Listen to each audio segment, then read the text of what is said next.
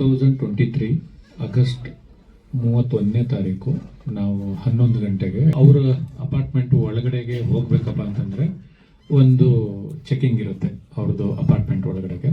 ಅಲ್ಲಿ security check ಇರುತ್ತೆ. Security check ಅಲ್ಲಿ ಟೈಮು ಮತ್ತು ಯಾರ್ಯಾರು ಹೋಗಿದ್ದೀವಿ ಅನ್ನೋದು ಡೀಟೇಲ್ ಇರುತ್ತೆ, ಕಾರ್ ನಂಬರು ಇರುತ್ತೆ. ಅದನ್ನು ಮುಗಿಸ್ಕೊಂಡು ವಾಪಸ್ಸು ಎಷ್ಟು ಗಂಟೆಗೆ ಬಂದಿವಿ ಅನ್ನೋದನ್ನು ಅದು ರೆಕಾರ್ಡ್ ಆಗಿರುತ್ತೆ. ನಾವು 2 ನಿಮಿಷ ಕತೆ ಹೇಳಿದೀವ, ಅವರಿಗೆ 2 ಅವರ್ ಕತೆ ಹೇಳಿದೀವ ಅನ್ನೋದು ಸಾಕ್ಷಿ ಸಮೇತ ಅವರ ಏನು ಸೆಕ್ಯೂರಿಟಿ ಚೆಕ್ಕಲ್ಲಿ ಇರುತ್ತೆ. ಮತ್ತು ಸಾಧ್ಯ ಆದರೆ ಅವರ ತುಂಬ ದೊಡ್ಡ ಅಪಾರ್ಟ್ಮೆಂಟ್ ಅದು. ಆ ಅಪಾರ್ಟ್ಮೆಂಟಲ್ಲಿ CCTVಗಳು ಸಾಕಷ್ಟು ಇರ್ತವೆ. ಸಾಕಷ್ಟು CCTVಯಲ್ಲೂ ನಾವು ಅವರಿಗೆ ಎಷ್ಟೊತ್ತು ಕತೆ ಹೇಳಿದ್ದೀವಿ ಮತ್ತು ಅವ್ರ ಜೊತೆಗೆ ಎಷ್ಟೊತ್ತು ಟೈಮ್ ಸ್ಪೆಂಡ್ ಮಾಡಿದ್ದೀವಿ ಅನ್ನೋದು ರೆಕಾರ್ಡ್ ಆಗಿರುತ್ತೆ. ಅದು ನಾವು ಮುಂದೆ ಯಾವುದೇ ಸಂದರ್ಭದಲ್ಲಿ ಅದನ್ನು ಬಳಸ್ಕೊಂಡು ಹೋಗ್ಬೋದು. ನಾವು ಅವರಿಗೆ ರಾಘವೇಂದ್ರ ನಾಯಕ್ ಅವರು ಕಥೆಯನ್ನು ನನಗೆ 2022 ಟೈಮಲ್ಲಿ ನನಗೆ ಅವರು ಒಂದು ಲೈನ್ ಹೇಳಿದ್ರು. ಆ ಲೈನು ನನಗೆ ತುಂಬ ಇಷ್ಟ ಆಯಿತು, ತುಂಬ ಚೆನ್ನಾಗಿದೆ. ನಾನು ಡೈರೆಕ್ಟ್ ಮಾಡಿ ಸುಮಾರು ವರ್ಷ ಆಗಿತ್ತು. ನಾನು ಡೈರೆಕ್ಟ್ ಮಾಡೋಕ್ಕೆ ಕಾಯ್ತಾ ಇದ್ದೀನಿ, ಒಂದು ಒಳ್ಳೆ ಕತೆ ಸಿಕ್ಕರೆ ಚೆನ್ನಾಗಿರುತ್ತೆ ಅಂತ ನಾನು ಅವ್ರ ಕಥೆನ ಸೆಲೆಕ್ಟ್ ಮಾಡಿಕೊಂಡೆ. ಆ ಕತೆ ನಾವು ಸುಮಾರು ಒಂದು 5-6 ತಿಂಗಳು ವರ್ಕ್ ಮಾಡಿ ಅದನ್ನು ಸ್ಕ್ರೀನ್ ಪ್ಲೇ ಎಲ್ಲ ಮಾಡಿದ್ವಿ. ಸ್ಕ್ರೀನ್ ಪ್ಲೇ ಆದ ಮೇಲೆ ನಾವು ಡಾರ್ಲಿಂಗ್ ಕೃಷ್ಣ ಅವರಿಗೆ ನಾವು ಆ ಕಥೆನ ಹೇಳಿದ್ವಿ. ಅದಲ್ಲದೆ ಆ ಕಥೆನ ನಾವು ಸುಮಾರು 5-6 ತಿಂಗಳು ವರ್ಕ್ ಮಾಡೋ ಟೈಮಲ್ಲಿ ಸುಮಾರು ಒಂದು 5-6 ಜನ ರೈಟರ್ಸ್ಗಳಿಗೆ ಹೇಳಿದ್ವಿ. ಅದರಲ್ಲಿ ಮೇನು ಆಕಾಶ್ ಶ್ರೀವಾತ್ಸವ್ ಡೈರೆಕ್ಟರ್ ಒಬ್ಬರು ಇದ್ದಾರೆ. ಅದ್ರ ಜೊತೆಗೆ ತಮಿಳ್ ಕೆಲವು ರೈಟರ್ಸ್ ಇದ್ದಾರೆ, ಆಮೇಲೆ ಮತ್ತೆ ಕನ್ನಡದಲ್ಲೂ ಕೆಲವು ರೈಟರ್ಸ್ ಇದ್ದಾರೆ. ಅವ್ರ ಸಮ್ಮುಖದಲ್ಲಿ 2-3 ರೀಡಿಂಗು ಆಗಿದೆ ಈ ಕಥೆದು.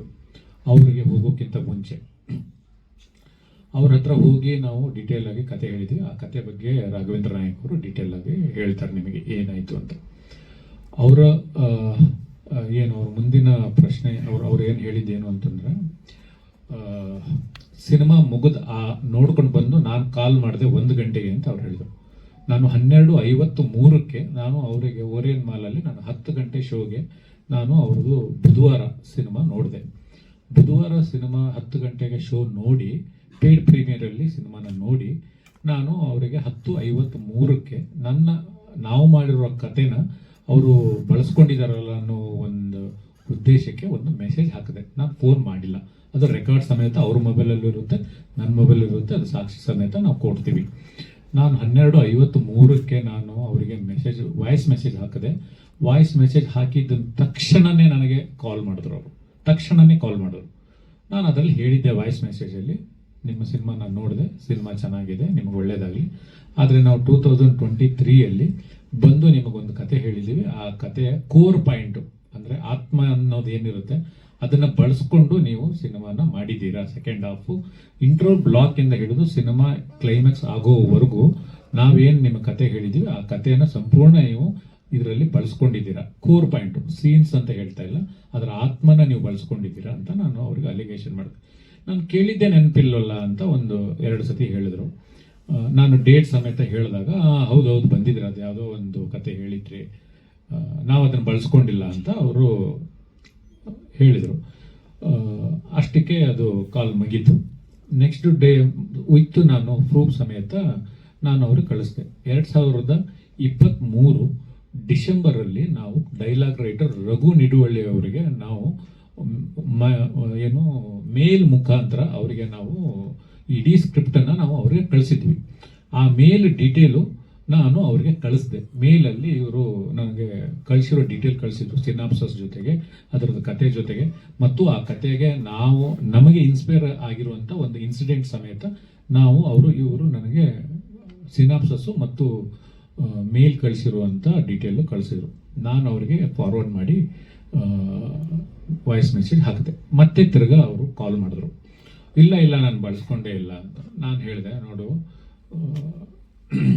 ಡಾರ್ಲಿಂಗ್ ಕೃಷ್ಣ ಅವರೇ, ನೀವು 2013ರಿಂದ ನಾವು ಪರಿಚಯ, ತುಂಬ ದೊಡ್ಡ ಲಾಂಗ್ ರಿಲೇಷನ್ಶಿಪ್ ಇದೆ. ನಿಮ್ಮ ಮನಸ್ಸಾಕ್ಷಿ ಒಪ್ಕೊಂಡ್ರೆ ಒಪ್ಕೊಳ್ಳಿ, ಇಲ್ಲ ಅಂತಂದರೆ ಬಿಟ್ಬಿಡಿ. ಅಂತಂದೆ. ಇಲ್ಲ, ನನ್ನ ಮಗಳು ಸಾಕ್ಷಿಯಾಗಿ ಹೇಳ್ತಾ ಇದ್ದೀನಿ, ನನ್ನ ಹೆಂಡತಿ ಪ್ರಮಾಣ ಮಾಡಿ ಹೇಳ್ತೀನಿ, ನೀವು ದೇವ್ರನ್ನ ತುಂಬ ನಂಬ್ತೀರಾ, ನೀವು ದೇವ್ರನ್ನ ನಂಬೋದಾದ್ರೆ ನನ್ನ ಹೆಂಡತಿ ಮತ್ತು ನನ್ನ ಮಗು ಮೇಲೆ ಆಣೆ ಮಾಡಿ ಹೇಳ್ತೀನಿ, ನಾನು ನಿಮ್ಮ ಕಥೆನ ನಾನು ಬಳಸ್ಕೊಂಡಿಲ್ಲ ಅಂತಂದ್ರು. ಆಯಿತು, ನಿಮ್ಮ ಆತ್ಮಸಾಕ್ಷಿಗೆ ಈ ವಿಷಯನ ಇದನ್ನು ಬಿಟ್ಬಿಡ್ತೀನಿ ಅಂತ ನಾನು ಶುಕ್ರವಾರ ನಾನು ಈ ವಿಷಯನ ಬಿಟ್ಟೆ. ನಾನು ಅಲ್ಲಿಗೆ ಆಯಿತು, ಸರಿ, ನಿಮ್ಮ ಆತ್ಮಸಾಕ್ಷಿನೇ ಒಪ್ಕೊಳ್ಳಲ್ಲ ಅಂತಂದಮೇಲೆ ಸರಿ, ಇದಕ್ಕೆ ಮೇಲೆ ನಿಮ್ಮ ಜೊತೆಗೆ ವಾದ ಮಾಡಿ ಮತ್ತು ನಿಮಗೆ ಪದೇ ಪದೇ ಅದನ್ನು ಹೇಳಿ ಏನು ಪ್ರಯೋಜನ ಇಲ್ಲ ಅಂತ ನಾನು ಅದನ್ನು ಬಿಟ್ಟೆ. ಅದಾದಮೇಲೆ ನಂದು ಏನು ಅಂದರೆ, ಇವ್ರ ಹತ್ರ ಕಥೆಯ ರೈಟ್ಸ್ ನನ್ನ ಹತ್ರ ಇದೆ, ಅಂದರೆ ಅದಕ್ಕೆ ರೈಟಿಂಗಿಗೆ ಮತ್ತು ಎಲ್ಲದಕ್ಕೂ ಇವ್ರಿಗೆ ರೆಮ್ಯುನರೇಷನ್ ನಾನು ಪೇ ಮಾಡಿದ್ದೀನಿ. ಜಿ ಸಿನಿಮಾಸ್ ಪರವಾಗಿ ಈ ಕಥೆನ ನಾನು ತಗೊಂಡಿದ್ದೀನಿ. ಆದ್ದರಿಂದ ನಾನು ಇಷ್ಟನ್ನು ನಾನು ಮಾಡಿ ನಾನು ಮುಗಿಸಿದೆ. ಆಯಿತು, ಸರಿ, ಡಾರ್ಲಿಂಗ್ ಕೃಷ್ಣ ಸುಮಾರು ವರ್ಷದಿಂದ ನನಗೆ ಪರಿಚಯ ಇರೋ ವ್ಯಕ್ತಿ ಮತ್ತು ನನ್ನ ಫ್ರೆಂಡು ಅಂತ ನಾನು ಅದನ್ನು ಬಿಟ್ಟೆ. ಆದಮೇಲೆ ಒಬ್ಬ ರೈಟರ್ ಆಗಿ ಅವರಿಗೆ ಒಂದು ತವಕ ಇರುತ್ತೆ. ಅದಾದಮೇಲೆ ಏನು ನಡೀತು ಅನ್ನೋದನ್ನ ರಾಘವೇಂದ್ರ ನಾಯ್ಕ ಅವರು ಹೇಳ್ತಾ ಇದ್ದಾರೆ. ನಾನು ಅಲ್ಲಿಂದ ಕಂಟಿನ್ಯೂ ಹೇಳ್ತೀನಿ, ಯಾಕಂದರೆ ಅದಾದಮೇಲೆ ನನಗೆ ಆ್ಯಕ್ಚುಲಿ ನನ್ನ ಸರ್ಕಲಲ್ಲಿ ನನ್ನ ಇಂಡಸ್ಟ್ರಿ ಫ್ರೆಂಡ್ಸ್ ಎಲ್ಲರಿಗೂ ಗೊತ್ತಿತ್ತು. ಯಾಕಂದರೆ ತುಂಬ ಜನ ಫೋನ್ ಮಾಡಿ ನನಗೆ ಸ್ಯಾಟರ್ಡೇ ನೀನು ಹೇಳಿದ ಕತೆ ಇದೆ, ಸೆಕೆಂಡ್ ಹಾಫಲ್ಲಿ ಅದೇ ಮಾಡಿಕೊಟ್ಟಿದ್ದಾರೆ. ಆಮೇಲೆ ನಾನು ಕೃಷ್ಣ ಅವ್ರಿಗೆ ಕತೆ ಹೇಳಿದ್ದು ನಾನು ಶೇರ್ ಮಾಡ್ತೀನಿ, ಯಾಕಂದ್ರೆ ನಮ್ಮ ಡೈಲಾಗ್ ರೈಟ್ರಿಗೆ ಗೊತ್ತು, ಇವ್ರಿಗೆಲ್ಲ 5-6 ವರ್ಷದ ಹಿಂದೆನೇ ಗೊತ್ತು ಆ ಕತೆ. ಗುರು ಸರ್ಗೆ ನಾನು ಯಾವಾಗ ಹೇಳಿದ್ದೀನಿ ಅದಕ್ಕೆ ಮುಂಚೆನೇ ಅದು 2-3 ಸಲ ನಾನೇ ಸಿನಿಮಾ ಮಾಡಬೇಕಂತ ಹೋಗಿದ್ದೀನಿ. ನಿಮ್ಮ ಒಬ್ಬ ಜರ್ನಲಿಸ್ಟ್ ಅವ್ರಿಗೂ ಕೂಡ ತುಂಬ ಗೊತ್ತು, ನಾನು ಅವ್ರ ಹೆಸರು ಹೇಳಲ್ಲ, ಅವ್ರು ನಿಮಗೆ ಗೊತ್ತಿರುತ್ತೆ, ನನಗೆ ತುಂಬ ಆತ್ಮೀಯರು. ಅವರು ಕೂಡ ಒನ್ ಪ್ರೊಡ್ಯೂಸರ್ ಜೊತೆ ಮೀಟ್ ಮಾಡಿಸಿ ಅದೇ ಕತೆ ನಾನು ಹೇಳಿದ್ದೀನಿ ಒಂದು 6-7 ಇಯರ್ಸ್ ಬ್ಯಾಕು. ಸೊ ಅವರೆಲ್ಲ ಹೇಳಿದಾಗ ನಂಗೆ ಬೇಸರ ಆಗಿ, ಒಬ್ಬ ರೈಟ್ರು ಒಂದು ಕಥೆನ ಹಿಂಗೆ ಈಸಿಯಾಗಿ ಬ್ರೀಚ್ ಮಾಡ್ತಾರೆ ಅನ್ನೋದು ಬೇಜಾರಲ್ಲಿ ನಾನೊಂದು ಇಂಡೈರೆಕ್ಟಾಗಿ ಯಾರು ಹೆಸರನ್ನ ಹೇಳಿದೆ ನಾನು ಒಂದು ಪೋಸ್ಟ್ ಮಾಡಿದ್ದೆ ಸಂಡೇ. ಸೊ ಅಂದರೆ ಹೆಂಗೆ ನಾವು ಪ್ರಿಕಾಷನ್ಸ್ ತಗೋಬೇಕು ಒಂದು ಕಥೆನ ಒಬ್ರಿಗೆ ಹೇಳಬೇಕಾದ್ರೆ, ಅಂದರೆ ಎಷ್ಟೇ ದೊಡ್ಡ ವ್ಯಕ್ತಿ ಆದರೂ ಕೂಡ ನಾವೊಂದು ಅವತ್ತು ನಮ್ಮ ಹತ್ರ ವಾಯ್ಸ್ ರೆಕಾರ್ಡರ್ ಒಂದು ಇದ್ದಿದ್ರೆ, ನಾನೀಗ ಅಂದರೆ ಕತೆ 1.5-2 ಗಂಟೆ ನಾನು ನರೇಟ್ ಮಾಡಿದ್ದೀನಿ ಅವ್ರಿಗೆ, ಅದಕ್ಕೆ ಮುಂಚೆ ಮಾತಾಡಿದ್ದು ಅದಾದಮೇಲೆ ಕತೆ ಮೇಲೆ ಡಿಸ್ಕಷನ್ ಆಗಿದೆ ಎಲ್ಲ ಅದರಲ್ಲಿ ರೆಕಾರ್ಡ್ ಆಗ್ತಿತ್ತು. ಸೊ ಅದರಿಂದ ಈಸಿಯಾಗಿ ನಾವು ಅದನ್ನು ಇದು ಮಾಡ್ಬೋದಿತ್ತು. ಅದರಿಂದ ನಾನು ಬೇಸರವಾಗಿ ಅದೆಲ್ಲ ಡೀಟೇಲ್ ಏನೇನು ಮಾಡ್ಬೋದು, SWL ರಿಜಿಸ್ಟ್ರೇಷನ್ ಮಾಡಬೇಕು, ಪ್ರತಿ ಹಂತದ ಕಥೆಯನ್ನು ನಾವು ಮೇಲ್ ಮಾಡ್ಕೋಬೇಕು. ಸೊ ಎಲ್ಲರಿಗೂ ಒಂದು ಮಾನದಂಡ ಆಗಲಿ ಅನ್ನೋ ಕಾರಣಕ್ಕೆ ನಾನು ಅದನ್ನು ನೋವಿಂದ ಮೇಲ್ ಮಾಡಿದ್ದು. ಆ ಪೋಸ್ಟ್ ಸಿಕ್ಕಾಪಟ್ಟೆ ವೈರಲ್ ಆಯಿತು. ಆಮೇಲೆ ಅದನ್ನು ಡಾಟ್ ಕನೆಕ್ಟ್ ಮಾಡಿಕೊಂಡು ಯಾರಿಗೆ ನಾನು ಹೇಳಿದ್ದು ಅನ್ನೋದೆಲ್ಲ ಕನೆಕ್ಟ್ ಆಯಿತು. ಆಮೇಲೆ ತುಂಬ ಜನ ಮೀಡಿಯಾದವರು ಮತ್ತು ನನಗೆ ತಂತ್ರಜ್ಞರು, ಡೈರೆಕ್ಟರ್ಗಳು, ತುಂಬ ಜನ ದೊಡ್ಡ ದೊಡ್ಡ ಡೈರೆಕ್ಟರ್ಗಳು ಕೂಡ ನಿಮ್ಗೆ ಅನ್ಯಾಯ ಆಗಿದೆ, ನೀವು ಡೈರೆಕ್ಟಾಗಿ ಹೇಳಿದ್ರು ತಪ್ಪಿಲ್ಲ, ನೀವು ಹಿಂಗೆ ಕಲ್ಲು ಹೊಡೆದು ಬಿಟ್ಟು ಸುಮ್ಮನೆ ಆಗಿಬಿಟ್ರೆ ಅದು ಬೇರೆ ಇದಾಗುತ್ತೆ, ಏನೂ ಆಗಲ್ಲ, ಅದು ನಿಮ್ಮ ಅರಣ್ಯ ರೋದನ ಥರ ಆಗಿಬಿಡುತ್ತೆ ಅನ್ನೋ ಥರದಲ್ಲಿ ಹೇಳಿದ್ರು. ಸೊ ಇರಲಿ, ನನಗೇನು ಭಯ ಇಲ್ಲ ಅನ್ನೋ ಥರದಲ್ಲಿ ನಾನು ಏನಾಯಿತು ಅನ್ನೋದು ತುಂಬ ಸಭ್ಯ ಭಾಷೆಯಲ್ಲಿ ತುಂಬ ಪ್ರೊಫೆಷ್ನಲ್ ಆಗಿ ನಾನು ಬರೆದೆ. ದಿಸ್ ಇಸ್ ಹ್ಯಾಪಂಡ್, ನಾನು ಯಾವಾಗ ಗುರುದೇಶ್ ಪಾಂಡೆ ಅವ್ರಿಗೆ ಹೇಳಿದೆ ಅಲ್ಲಿಂದ ಏನಾಯಿತು ಅನ್ನೋದನ್ನು ಅವ್ರು ಏನು ಹೇಳಿದ್ರು ಅದೇ ಸೇಮ್ ಡೇಟಲ್ಲಿ ಏನಾಯಿತು ಅನ್ನೋದನ್ನು ನೀಟಾಗಿ ಬರೆದೆ. ಅದಾದಮೇಲೆ ನಿಮಗೆ ಗೊತ್ತದು ಸಿಕ್ಕಾಪಟ್ಟೆ ವೈರಲ್ ಆಗಿ. ಸೊ ಅದಾದಮೇಲೆ ನನಗೆ ಅದನ್ನು ಡಿಫೆಂಡ್ ಮಾಡ್ಕೊಳ್ಳೇಬೇಕೀಗ, ನಾನು ಕತೆ ಅಂತ ನಾನು ಹೇಳಿದ ಮೇಲೆ. ಸೊ ಅದ್ರ ಮೇಲೆ ನಾವು ಚೇಂಬರಿಗೆ ಕಂಪ್ಲೇಂಟ್ ಮಾಡಿದ್ವಿ. ಸೊ ಅದ್ರ ಮೇಲೆ ನಮ್ಮ ಮೇಲೆ ಏನು ಡಿಫಾಮೇಷನ್ ಕೇಸ್ ಹಾಕ್ತಾರೆ ಅಂತೆಲ್ಲ ಬಂತು. ಸೊ ಆ ಥರದ್ದೆಲ್ಲ ಏನೇನೋ ಇನ್ಸಿಡೆಂಟ್ ಆಯಿತು. ಸೊ ಆದಮೇಲೆ ಈಗ ಇವತ್ತು ಅವರು ಪ್ರೆಸ್ ಮೀಟು ನಾವು ವೆಯ್ಟ್ ಮಾಡ್ತಿದ್ವಿ ಏನು ಹೇಳ್ಬೋದು ಅವ್ರ ಕಡೆಯಿಂದ ಅಂತ. ಬಟ್ ಇಡೀ ಪ್ರೆಸ್ ಮೀಟು ನಾನು ನೋಡಿದಾಗ ಅವರು ಕತೆ ನಾನು ಹೇಳಲಿಲ್ಲ ಅಥವಾ ನಮ್ಮಿಂದ ಇನ್ಸ್ಪೈರ್ ಆಗಿಲ್ಲ ಅನ್ನೋದಕ್ಕೆ ಅವ್ರು ಏನು ಡಿಫೆಂಡ್ ಮಾಡ್ಕೊಂಡಿಲ್ಲ. ತುಂಬ ಉಡಾಫೆ ಆಗಿ, ತುಂಬ ವ್ಯಂಗ್ಯವಾಗಿ mister legendary writer, mister legendary director Gurudesh Pande ಅಂತ ಏನೇನೋ ಹೇಳಕ್ಕೆ ಸ್ಟಾರ್ಟ್ ಮಾಡಿದ್ರು, ಎಲಿಗೇಷನ್ ಮಾಡೋಕ್ಕಾದ್ರು. ಇಲ್ಲ, ನಾವು ಮುಂಚೆನೇ ಬರೆದಿದ್ದೀವಿ ಅದನ್ನು, ಅಂದರೆ ಏನಾದ್ರು ಡಾಕ್ಯುಮೆಂಟೇಶನ್ ತೋರಿಸಿದ್ರೆ ನಾವು ಅದನ್ನು ಓಕೆ ಅಪ್ಪ ಒಪ್ಕೊಳ್ಬೋದಿತ್ತು, ನಾನು ಸಾರಿ ಕ್ಷಮೆನೂ ಕೇಳ್ತಾ ಇದ್ದೆ. ಅವ್ರು ಮುಂಚೆ ನಾವು ಅದೇ ಸ್ಟೋರಿ ಲೈನ್ ಮೇಲೆ ಬರೆದಿದ್ದಾರೆ ಅಂತ ಆ ಥರದವ್ರಿಗೆ ಏನೂ ಮಾಡಲಿಲ್ಲ. ಸೊ ಆಮೇಲೆ ನನ್ನ ಮೇಲೆ ತುಂಬ ಇದನ್ನು ಆರೋಪ ಮಾಡಿದರು. ನಾನು ಅದನ್ನು ಫಸ್ಟಿಂದ ನಾನು ಹೇಳ್ಕೊಂಡು ಬರ್ತೀನಿ, ಒಂದಷ್ಟು ಪಾಯಿಂಟ್ ಮಾಡ್ಕೊಂಡಿದ್ದೀನಿ. ಅವ್ರು ಮೇಜರ್ ಹೇಳಿದ್ದು ಒಂದು ಮೋರ್ ದೆನ್ 10 ಟೈಮ್ಸ್ ಅವರು ಹೇಳಿದ್ದಾರೆ ಗೂಗಲಿಂದ ಕದ್ದಿದ್ದಾರೆ ಅಂತ. ಆಮೇಲೆ ಅಲ್ಲಿ ಕೂಡ ಅವರು ಒಂದು ಏನು ಹೇಳಿದ್ದಾರೆ ಅಂದರೆ, ಇವ್ರು ಬಂದು ನನ್ನ ಕತೆ ಹೇಳಿದ್ದಾರೆ, ಕತೆ ಹೇಳಿ ನನಗೆ ಇಷ್ಟ ಆಗಿದೆ ಅಂತಲೂ ಹೇಳಿದ್ದಾರೆ. ಅಂದರೆ ಅವರು ಕತೆ ಹೇಳಿಲ್ಲ ಅನ್ನೋದು ಹೇಳೋಕ್ಕೆ ಸಾಧ್ಯ ಇಲ್ಲ. ಆಮೇಲೆ 2-3 ನಿಮಿಷ ಕತೆ ಹೇಳಿದ್ದಾರೆ. ಗೂಗಲಲ್ಲಿ ಏನೋ ಒಂದು ತೆಗೆದು ಯಾವುದೋ ಸುಪ್ರೀಂ ಕೋರ್ಟ್ ಕೇಸ್ ಮೇಲೆ 2011 ಕೇಸ್ ಮೇಲೆ ಇದು ತೋರಿಸಿ 2-3 ನಿಮಿಷ ಕತೆ ಹೇಳಿದ್ದಾರೆ ಅಂತ ಹೇಳಿದ್ದಾರೆ. ಖಂಡಿತ ಇಲ್ಲ ಸರ್, ಆಲ್ರೆಡಿ ಹೇಳಿದ್ದಾರೆ. ನಾವು 1.5 ಗಂಟೆ ಮಿನಿಮಮ್ ನಾವು ಅಲ್ಲಿ ಅವರಿಗೆ ನರೇಷನ್ ಕೊಟ್ಟಿದ್ದೀನಿ, ಯಾಕಂದರೆ ಅಷ್ಟೊಂದು ಸ್ಕ್ರೀನ್ ಪ್ಲೇ ಆಲ್ಮೋಸ್ಟ್ ಆಗಿತ್ತು. ಸೊ ಡೀಟೇಲಾಗಿ ಹೇಳಿ. ಸೊ ನಾನು ಅವರಿಗೆ ಈ ಸುಪ್ರೀಂ ಕೋರ್ಟ್ ಕೇಸ್ ಇದೆ ಸರ್, ಇದ್ರದ್ದು ಪಾಯಿಂಟ್ ಮೇಲೆ ನಾವು ಅದನ್ನು ಡೆವಲಪ್ ಮಾಡಿದ್ದು ಅನ್ನೋದು. ಸೊ ಗೂಗಲಿಂದ ಕದಿಯೋ ಅವಶ್ಯಕತೆ ಇಲ್ಲ. ಒಬ್ಬ ನಿರ್ದೇಶಕನಿಗೆ ಒಂದು ಕತೆ ಯಾವ ಇನ್ಸಿಡೆಂಟ್ ಮೇಲೆ ಹುಟ್ಟುತ್ತೆ, ಸೊ ಅಂದರೆ ಯಾವುದೋ ಒಂದು ಘಟನೆ ಮೇಲೆ ಹುಟ್ಟುತ್ತೆ, ನಮ್ಮ ಜೀವನದಲ್ಲಿ ನಡೆದಿರೋ ಯಾವುದೋ ಘಟನೆ ಮುಟ್ಟುತ್ತೆ, ಯಾವುದೋ ಒಂದು ಕ್ರೈಮ್ ಮೇಲೆ ಹುಟ್ಟುತ್ತೆ. 100 ಕೇಸ್ಗಳ ಮೇಲೆ ಸಿನಿಮಾ ಮಾಡಿದ್ದಾರೆ. ನೀವು ಅವ್ರ ಸಿನಿಮಾ ಜೊತೆ ರಿಲೀಸ್ ಆಗಿರೋ ದುರಂಧರ್ ಸಿನಿಮಾ ತಗೊಂಡ್ರು ಕೂಡ ಅದು ಕೂಡ ಒಂದು 50-60 ಇನ್ಸಿಡೆಂಟ್ಗಳ ಮೇಲೆ ಸಿನಿಮಾ ಮಾಡಿದ್ದು. ನೀವು ಯೂಟ್ಯೂಬಲ್ಲಿ ಹೋದ್ರೆ ಪಾಕಿಸ್ತಾನದಲ್ಲಿ ಏನಾಯ್ತು, ಯಾರ್ಯಾರು ನೋಡ್ದಾಕಿದ್ರು, ಅಲ್ಲಿ ಯಾರ್ಯಾರು ಮರ್ಡರ್ ಆಯಿತು, ಸೊ ಅದನ್ನೇ ಅವನು ಇಟ್ಕೊಂಡು ಕತೆ ಕಟ್ಟಿ ಮಾಡಿರೋದು. ಸೊ ನಾವು ಒಂದು ಕೇಸ್ ಮೇಲೆ ಕತೆ ಕಟ್ಕೊಂಡು ಮಾಡಿದ್ದು. ಆಮೇಲೆ ನನಗೆ ಅದನ್ನು ಹೈಡ್ ಮಾಡೋ ಉದ್ದೇಶ ಇದೆ, ನಾನು ಹೀರೋಗೆ ಅದನ್ನು ಹೇಳ್ತಾನೆ ಇರಲಿಲ್ಲ. ಸೊ ಅವರಿಗೂ ಅದನ್ನು ತೋರಿಸಿದ್ದೀನಿ ನಾವು, ಅವರೇ ಅದನ್ನು ಇವತ್ತು ನಮಗೆ ಅದನ್ನು ಹೇಳ್ತಾ ಇದ್ರು. ಸೊ ಅದ್ರ ಉದ್ದೇಶ ಎಲ್ಲ ಹೈಡ್ ಮಾಡೋದೇನಿಲ್ಲ. ಆಮೇಲೆ ನಾವು ಸ್ಕ್ರೀನ್ ಪ್ಲೇಲೇ ಸ್ಟೋಲಿಂಗ್ ಟೈಟಲ್ಲೇ ಅದನ್ನೆಲ್ಲ ಡೀಟೇಲ್ ಬರ್ತಿದ್ದೀವಿ ನಾವು. ಅದು ನಮ್ಮ ಡಾಕ್ಯುಮೆಂಟೇಷನ್ ಇದೆ 3 ವರ್ಷ. ಇದರಲ್ಲಿ ಟೈಟ್ಲೇ ಸ್ಕ್ರೋಲ್ ಆಗುತ್ತೆ, ಅದು ಈ ಕೇಸ್ ಹಿಂಗಾಗಿದೆ, ಆಮೇಲೆ ಬಯೋಲಾಜಿಕಲ್ ಪೇರೆಂಟ್ಸ್ ಇದ್ರ ಮೇಲೆ ಬೇರೆ ಏನೇನು ಕೇಸ್ ಆಗಿದೆ, ಯಾವ ಇಸ್ವಿಯಲ್ಲಿ ಏನು ಕೇಸು, ಸುಪ್ರೀಂ, ಇದೆಲ್ಲ ಡೀಟೇಲ್ ಪೇಪರ್ ಕಟ್ಟಿಂಗ್ಸು ನಾವು ಅದೆಲ್ಲ ಟೈಟಲ್ ತೋರಿಸೋ ಉದ್ದೇಶನೂ ಇದೆ. ಸೊ ಅದರಲ್ಲಿ ಏನೂ ಇಲ್ಲ, ಅವ್ರು ಹೇಳೋ ಆರೋಪದ ಮೇಲೆ ಅದಕ್ಕೆ ಏನೂ ಇಲ್ಲ. ಸೊ ಆಮೇಲೆ ಇನ್ನೊಂದು ಏನು ಅಂದರೆ, ಅವರು ನಮ್ಗೆ ಹೇಳಿದ್ರು ಇನ್ನೊಂದೇನೆಂದರೆ ಕತೆ ನಾವು ಅದನ್ನು ಮಾಡಲಿಲ್ಲ ಅಂತ. ಆವಾಗ ಕತೆ ಹೇಳಿದ ಮೇಲೆ ಅವರು ಒಂದೇ ವಿಚಾರ ಮಾತಾಡಿದ್ದು, ನಾವು ಒಂದು ಮಗು ಮೇಲೆ ಕತೆ ಮಾಡ್ಕೊಂಡಿದ್ವಿ, ಲವ್ ಮಾಕ್ಟೇಲ್ 3. ಯಾಕಂದರೆ 2 ಮಗು ಕಾನ್ಸೆಪ್ಟ್ ಮೇಲೆ ಸಿನಿಮಾ ಆಗೋದ್ರಿಂದ ಸೊ ಕ್ಲಾಶ್ ಆಗುತ್ತೆ, 2 ಬ್ಯಾಕ್ ಟು ಬ್ಯಾಕ್ ಚೆನ್ನಾಗಿರಲ್ಲ. ಆಲ್ರೆಡಿ ನಾವು ಅದು ಅವ್ರದ್ದು ಗೊತ್ತು, ಪಾರ್ಟ್ 3 ಆಗಿರೋದ್ರಿಂದ, ಅದು ಸೆಕೆಂಡ್ ಪಾರ್ಟ್ ಮಗು ಮೇಲೆ ಎಂಡ್ ಆಗಿರೋದ್ರಿಂದ ನಾವು ದಟ್ಸ್ ಫೈನ್, ಓಕೆ, ಅವರು ಅದು ಮಗು ಮೇಲೇ ಕತೆ ಮಾಡಬೇಕು ಅವರು 3rd ಪಾರ್ಟು. ಸೊ ಆ ಕಾರಣಕ್ಕೆ ಅವರು ಇದನ್ನು ಮಾಡಲ್ಲ ಅಂತ ಹೇಳಿದರು ಅಂತ ನಾವು ಬಂದಿದ್ದೀವಿ. ಸೊ ಮಗು ಮೇಲೆ ಕಥೆಯಿಂದ ಮಾತ್ರಕ್ಕೆ ನಾವು ಹೇಳಿದ ಕಥೆನೇ ಆಗ್ಬೇಕಂತ ಏನಿಲ್ಲ. ಮಗುವನೀಗ ಅನಾಥಾಶ್ರಮದಿಂದ ತಗೊಂಡ್ಮೇಲೆ ಅವರು ಏನಾದ್ರು ಕತೆ ಮಾಡ್ಬೋದು. ಅಂದರೆ ಮಗುನ ಡೆವಲಪ್ ಆಗುತ್ತೆ, ಅಥವಾ ಮಗುನ ಯಾರೋ ಕಿಡ್ನಾಪ್ ಮಾಡ್ತಾರೆ, ಅಥವಾ ಮಗುಗೆ ಯಾವುದೋ ಕಾಯಿಲೆ ಬರುತ್ತೆ, ಅಥವಾ ಏನೋ ಮಗು ಜೊತೆ ಟ್ರಾವೆಲ್ ಹೋಗ್ತಾರೆ. ದೇರ್ ಸೋ ಮೆನಿ, ಮಗು ಮೇಲೆ ತುಂಬ ಕಥೆಗಳು ಬಂದಿದೆ. ಸೊ ನಮಗೇನು ಅಂದರೆ ನಾವು ಕತೆ ಹೇಳಿದ ಮೇಲೆ ಈ ಥರದ್ದೆಲ್ಲ ಆಗಿರೋದ್ರಿಂದ ನಮಗೆ ಅದು ಅನುಮಾನ ಬಂದಿದೆ. ಆಮೇಲೆ ಏನು ನಾವು ಸ್ಟೋರಿ ಸ್ಟ್ರಕ್ಚರ್ ಹೇಳಿದ್ದೀವಿ, ಕಂಪ್ಲೀಟ್ ಸ್ಟೋರಿ ಸ್ಟ್ರಕ್ಚರು ಅದ್ರ ಮೇಲೆ ಇದೆ, ಅದರಲ್ಲಿ ಯಾವುದೇ ಇದಿಲ್ಲ. ಅಲ್ಲಿ ಯಾವುದೋ ಒಂದು ಸೀನು ಹಾಗೆ ಪ್ರಶ್ನೆನೇ ಬರಲ್ಲ. ಒಂದಷ್ಟು ಸೀನು ಅವ್ರ ಪಾತ್ರಧಾರಿ ಸೆಕೆಂಡ್ ಪಾರ್ಟಲ್ಲಿ ಏನು ಬಂದಿದೆ ಅದು ಇಟ್ಕೊಂಡು ಅವ್ರು ಮಾಡ್ಕೊಂಡಿರ್ಬೋದು. ನಾನು ನಿಮಗೆ ಕಥೆನೇ 5 ನಿಮಿಷದಲ್ಲಿ ಹೇಳ್ತೀನಿ, ನಿಮಗೆ ಗೊತ್ತಾಗುತ್ತೆ. ನೀವೆಲ್ಲ ಆಲ್ಮೋಸ್ಟ್ ಆ ಸಿನಿಮಾದನ್ನು ನೋಡಿದ್ದೀರಾ, ಅದರಲ್ಲಿ ಏನು ನಮಗೆ ಹೇಳೋಕ್ಕೆ ಇದಿಲ್ಲ. ಅಂದರೆ ನಿಮ್ಗೆ ಈಸಿಯಾಗಿ ಅವರು ಏನು ಲಿಫ್ಟ್ ಮಾಡಿದ್ದಾರೆ ಅನ್ನೋದು ನಿಮಗೆ ಗೊತ್ತಾಗುತ್ತೆ, ಅದರಲ್ಲೇನು ಇದೇ ಇಲ್ಲ. ಸೊ ಇದಾದ ಮೇಲೆ ಅವರು ಆಮೇಲೆ ಹೇಳ್ತಾರೆ, ಅಂದರೆ ನೀವು court room drama, psycho thriller, ಯಾರಿಗೂ ಕ್ಯಾನ್ಸರ್ ಇರುತ್ತೆ, ಒಂದು ಆರ್ಟಿಸ್ಟ್ ಕ್ಯಾನ್ಸರ್ ಇದ್ಮೇಲೆ ಇನ್ಯಾರು ಸಿನಿಮಾ ಮಾಡ್ಬೋದಾ, ಇವರೇನು ಪೇಟೆಂಟ್ ತೊಗೊಂಡಿದ್ದಾರೆ court room drama. Sir, court room drama ಅಂದ ಮಾತ್ರಕ್ಕೆ ನಾವು ಏನು ಅಷ್ಟು ದಡ್ರಲ್ಲ, ಅಥವಾ ನಿನ್ನೆ ಮೊನ್ನೆ ಬಂದವರಲ್ಲ. ನಾವೊಂದು 20 ವರ್ಷದಿಂದ ಇಂಡಸ್ಟ್ರಿಯಲ್ಲಿ ಒಂದೇ ಸಿನಿಮಾ ಮಾಡಿರ್ಬೋದು. ಈಗ ಕೋರ್ಟ್ ರೂಮ್ ಡ್ರಾಮಾ ಅಂದರೆ ಏನು, ಒಂದು ವಾಟ್ ಬೇಸಿಸ್, ಯಾವ ಕೇಸ್ ಕೋರ್ಟ್ ರೂಮ್ ಡ್ರಾಮಾ ಆಗ್ತಿದೆ, ಅಂದರೆ ಯಾವ್ದು ಮರ್ಡರ್ ಕೇಸ್ ಮೇಲೆ ಆಗ್ತಿದೆಯಾ, ರೇಪ್ ಕೇಸ್ ಮೇಲೆ ಆಗ್ತಿದೆಯಾ, ಅಥವಾ ಯಾವುದು ಕಿಡ್ನಾಪಿಂಗ್ ಕೇಸ್ ಮೇಲೆ ಕೇಸ್ ನಡೀತಿದೆಯಾ. ಸೊ ಇದು ಕೌಂಟ್ ಆಗುತ್ತೆ. ಕೋರ್ಟ್ ರೂಮ್ ಡ್ರಾಮಾ ಅಂದ ಕೂಡಲೇ ನಾವು ಅದನ್ನು ಕತೆ ಅಂತ ನಮ್ಗೆ ಕ್ಲೈಮ್ ಮಾಡಕ್ಕೆ ನಾವು ಹೋಗಲ್ಲ. ಆಮೇಲೆ ನಾವು ಕೃಷ್ಣ ಅವರಿಗೆ ಕಥೆನೇ ಹೇಳಲಿಲ್ಲ ಅಂದಿದ್ರೆ ಇಷ್ಟು ವಿಷಯನೇ ಆಗ್ತಾ ಇರಲಿಲ್ಲ. ಮೇ ಬಿ ಅವರಿಗೆ ಸೇಮ್ ಥಿಂಕಿಂಗ್ ಬಂದಿರ್ಬೋದು ಅನ್ನೋದು ನಮಗೆ ಫ್ಲ್ಯಾಶ್ ಆಗ್ತಿತ್ತು. ಸೊ ಅದರಿಂದ ಅವರು ಅದೇನೇನು ಮಾತಾಡಿದ್ದಾರೆ ಉಡಾಫೆಯಾಗಿ, ವ್ಯಂಗ್ಯವಾಗಿ, ಅದೆಲ್ಲ ಅವ್ರಿಗೆ ಅಂದರೆ ಸಮರ್ಥನೆ ಮಾಡ್ಕೊಳ್ಳೋಕ್ಕೆ, ಡಿಫೆಂಡ್ ಮಾಡ್ಕೊಳ್ಳೋಕ್ಕೆ ಅವ್ರ ಹತ್ರ ಏನೂ ಇಲ್ಲ ಅನ್ನೋ ಕಾರಣಕ್ಕೆ ಅದು ಒಂದು ಜಸ್ಟಿಫಿಕೇಶನ್ಗಳು ಅನಿಸುತ್ತೆ, ಬಿಟ್ಟರೆ ಬೇರೆ ಏನೂ ಇಲ್ಲ. ಆಮೇಲೆ ತುಂಬ ಸಲ ಅವರು ಸೋಕಾಲ್ಡ್ ಗೂಗಲ್ ರೈಟ್ರು, ಸೊ ಈ ಥರದ್ದೆಲ್ಲ ಏನೇನೋ ಮಾಡಿದ್ದಾರೆ. ನಾನು ಅದ್ರ ಮೇಲೆ ತುಂಬ ಮತ್ತೆ ಹೇಳೋಕ್ಕಾಗಲ್ಲ, ಯಾಕಂದರೆ ನಮ್ದು ಏನಿದೆ ನಾವು ಅದನ್ನು ನೇರವಾಗಿ ಹೇಳ್ತೀವಿ. ಆಮೇಲೆ ಸಿನಿಮಾ ಸೋತ್ರೆ ಬರ್ತಾ ಇದ್ರಾ ಅಂತ ಕೇಳಿದ್ದಾರೆ. ಸೊ ಅದೇ ಸರ್ ಹೇಳಿದ್ದಾರೆ, ಆಲ್ರೆಡಿ ಸೋತಾಗ ಬರೋದಲ್ಲ, ಅವರು ಪೇಯ್ಡ್ ಪ್ರೀಮಿಯರ್ ನೋಡಿನೇ ನಾವು ಫೋನ್ ಮಾಡಿದ್ದೀವಿ, ಸರ್ ಹಿಂಗಾಗಿದೆ ಅಂತ ಬೇಜಾರು. ಆವಾಗಲೇ ನಮಗೆ ಸಿನಿಮಾ ಸೋಲು ಗೆಲುವು ಡಿಸೈಡ್ ಆಗಲ್ಲ ಅಲ್ವಾ. ಪೇಯ್ಡ್ ಪ್ರೀಮಿಯರ್ ಫಸ್ಟ್ ಶೋ ನೋಡಿಕೊಂಡೆ ನಾವು ಅದನ್ನು ಅವ್ರಿಗೆ ಫೋನ್ ಮಾಡಿದ್ದೀವಿ, ಅದರಿಂದ ಏನಾಗಲ್ಲ. ಆಮೇಲೆ ಮಿಲನ್ ಅವರು ಒಂದು ಪೋಸ್ಟ್ ಹಾಕಿದ್ರು, ಅವರು ಯುಗಾದಿಯಲ್ಲಿ ಮಾರ್ಚ್ 23 ಯುಗಾದಿ ಮಾರ್ಚಲ್ಲಿ ಒಂದು ಪೋಸ್ಟ್ ಹಾಕಿದ್ರು ಅವರು. ಆ ಪೋಸ್ಟಲ್ಲಿ ಏನು ಅಂದರೆ ಈ ಥರದ್ದು ಯುಗಾದಿ ವಿಶಸ್ ಮಾಡಿ ಲವ್ ಮಾಕ್ಟೇಲ್ 3 ಅಂತ ಹಾಕಿದ್ರು. ಸೊ ಅದನ್ನು ಇವತ್ತು ಪ್ರೆಸ್ ಮೀಟಲ್ಲಿ ಹೇಳಿದರು. ಅವ್ರಿಗೆ ಅಂದರೆ ಸಾವಿರಾರು ಕಮೆಂಟ್ ಬಂತಂದೆ, ಕತೆ ಹಿಂಗೆ ಮಾಡಿ, ಹಾಗೆ ಮಾಡಿ, ಹೀಗೆ ಮಾಡಿ ಅಂತೆಲ್ಲ ತುಂಬ ಕಮೆಂಟ್ಗಳು ಬಂತು ಅಂತ ಹೇಳಿದ್ರು. ಆವಾಗ ಕೃಷ್ಣ ಅವರು ಹೇಳಿದ್ರು, ಒಂದು ಸಾವಿರಾರು ಜನ ಸಜೆಸ್ಟ್ ಮಾಡಿದ್ರು ಹಿಂಗೆ ಕತೆ, ಅದು ಯಾವುದು ಬೇಡ, ಅದಕ್ಕಿಂತ ಅದ್ಭುತವಾಗಿ ನಾವೇನಾದ್ರು ಮಾಡಬೇಕು ಅಂತ ಅವರು ಡಿಸೈಡ್ ಮಾಡಿದ್ರು. ಅಂದರೆ ಅದನ್ನು ಮೀರಿಸುವಷ್ಟು, ಅಂದರೆ 1000 ಕಮೆಂಟಲ್ಲಿ ಬಂದಿರೋದು ಪಾಯಿಂಟ್ ಮೀರಿಸುವಷ್ಟು ಅವರು ಅದ್ಭುತ ಮಾಡಬೇಕು ಅಂತ ಡಿಸೈಡ್ ಮಾಡಿದ್ರಂತೆ. ಅವ್ರು ಏನು ಹೇಳ್ತಾರೆ ಅದು ಯುಗಾದಿ ಅದಾಗಿ 4 ತಿಂಗಳಲ್ಲೇ ನಾವು ಕತೆ ಹೇಳಿದ್ದೀವಿ ಅವ್ರಿಗೆ.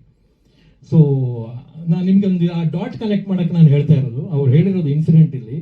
ಸೊ ಆಮೇಲೆ ನಿಮ್ಮ ಪ್ರೀವಿಯಸ್ ಸಿನಿಮಾ ಯಾರಾದರೂ ಆರೋಪ ಮಾಡುವವರು, ನಿಮ್ಮ ಪ್ರೀವಿಯಸ್ ಸಿನಿಮಾ ಏನು, ಸೊ ಅವ್ರು ಏನು ಮಾಡಿದ್ದಾರೆ ಅಂದ್ಕೊಂಡು ಮಾತಾಡಬೇಕು ಅನ್ನೋ ಥರ. ಸರ್, ಈಗ ನಾನು ಸಕ್ಸಸ್ಫುಲ್ ಅಲ್ಲದೆ ಇರ್ಬೋದು, ಸೊ ನನ್ನ ಯೋಗ್ಯತೆನ, ನನ್ನ ಸಕ್ಸಸ್ ಇದ್ರ ಮೇಲೆ ಅಳಿಬಾರ್ದು. ಯಾಕಂದರೆ ನಾನು ಏನು ಪ್ರೂವ್ ಮಾಡಿಲ್ಲ ಅನ್ನೋ ಕಾರಣಕ್ಕೆ ನನ್ನ ಆರೋಪ ಮಾಡಬಾರ್ದು ಅಂತ ಏನಿಲ್ಲ, ಅಥವಾ ನೀವು ಆಲ್ರೆಡಿ ಪ್ರೂವ್ಡ್ ಆಗಿದ್ದೀರಿ ಅನ್ನೋ ಕಾರಣಕ್ಕೆ ನೀವು ಮಾಡಿದ್ದ ತಪ್ಪನ್ನು ನಾನು ತೋರಿಸ್ಬಾರ್ದು ಅಂತಲೂ ಏನಿಲ್ಲ.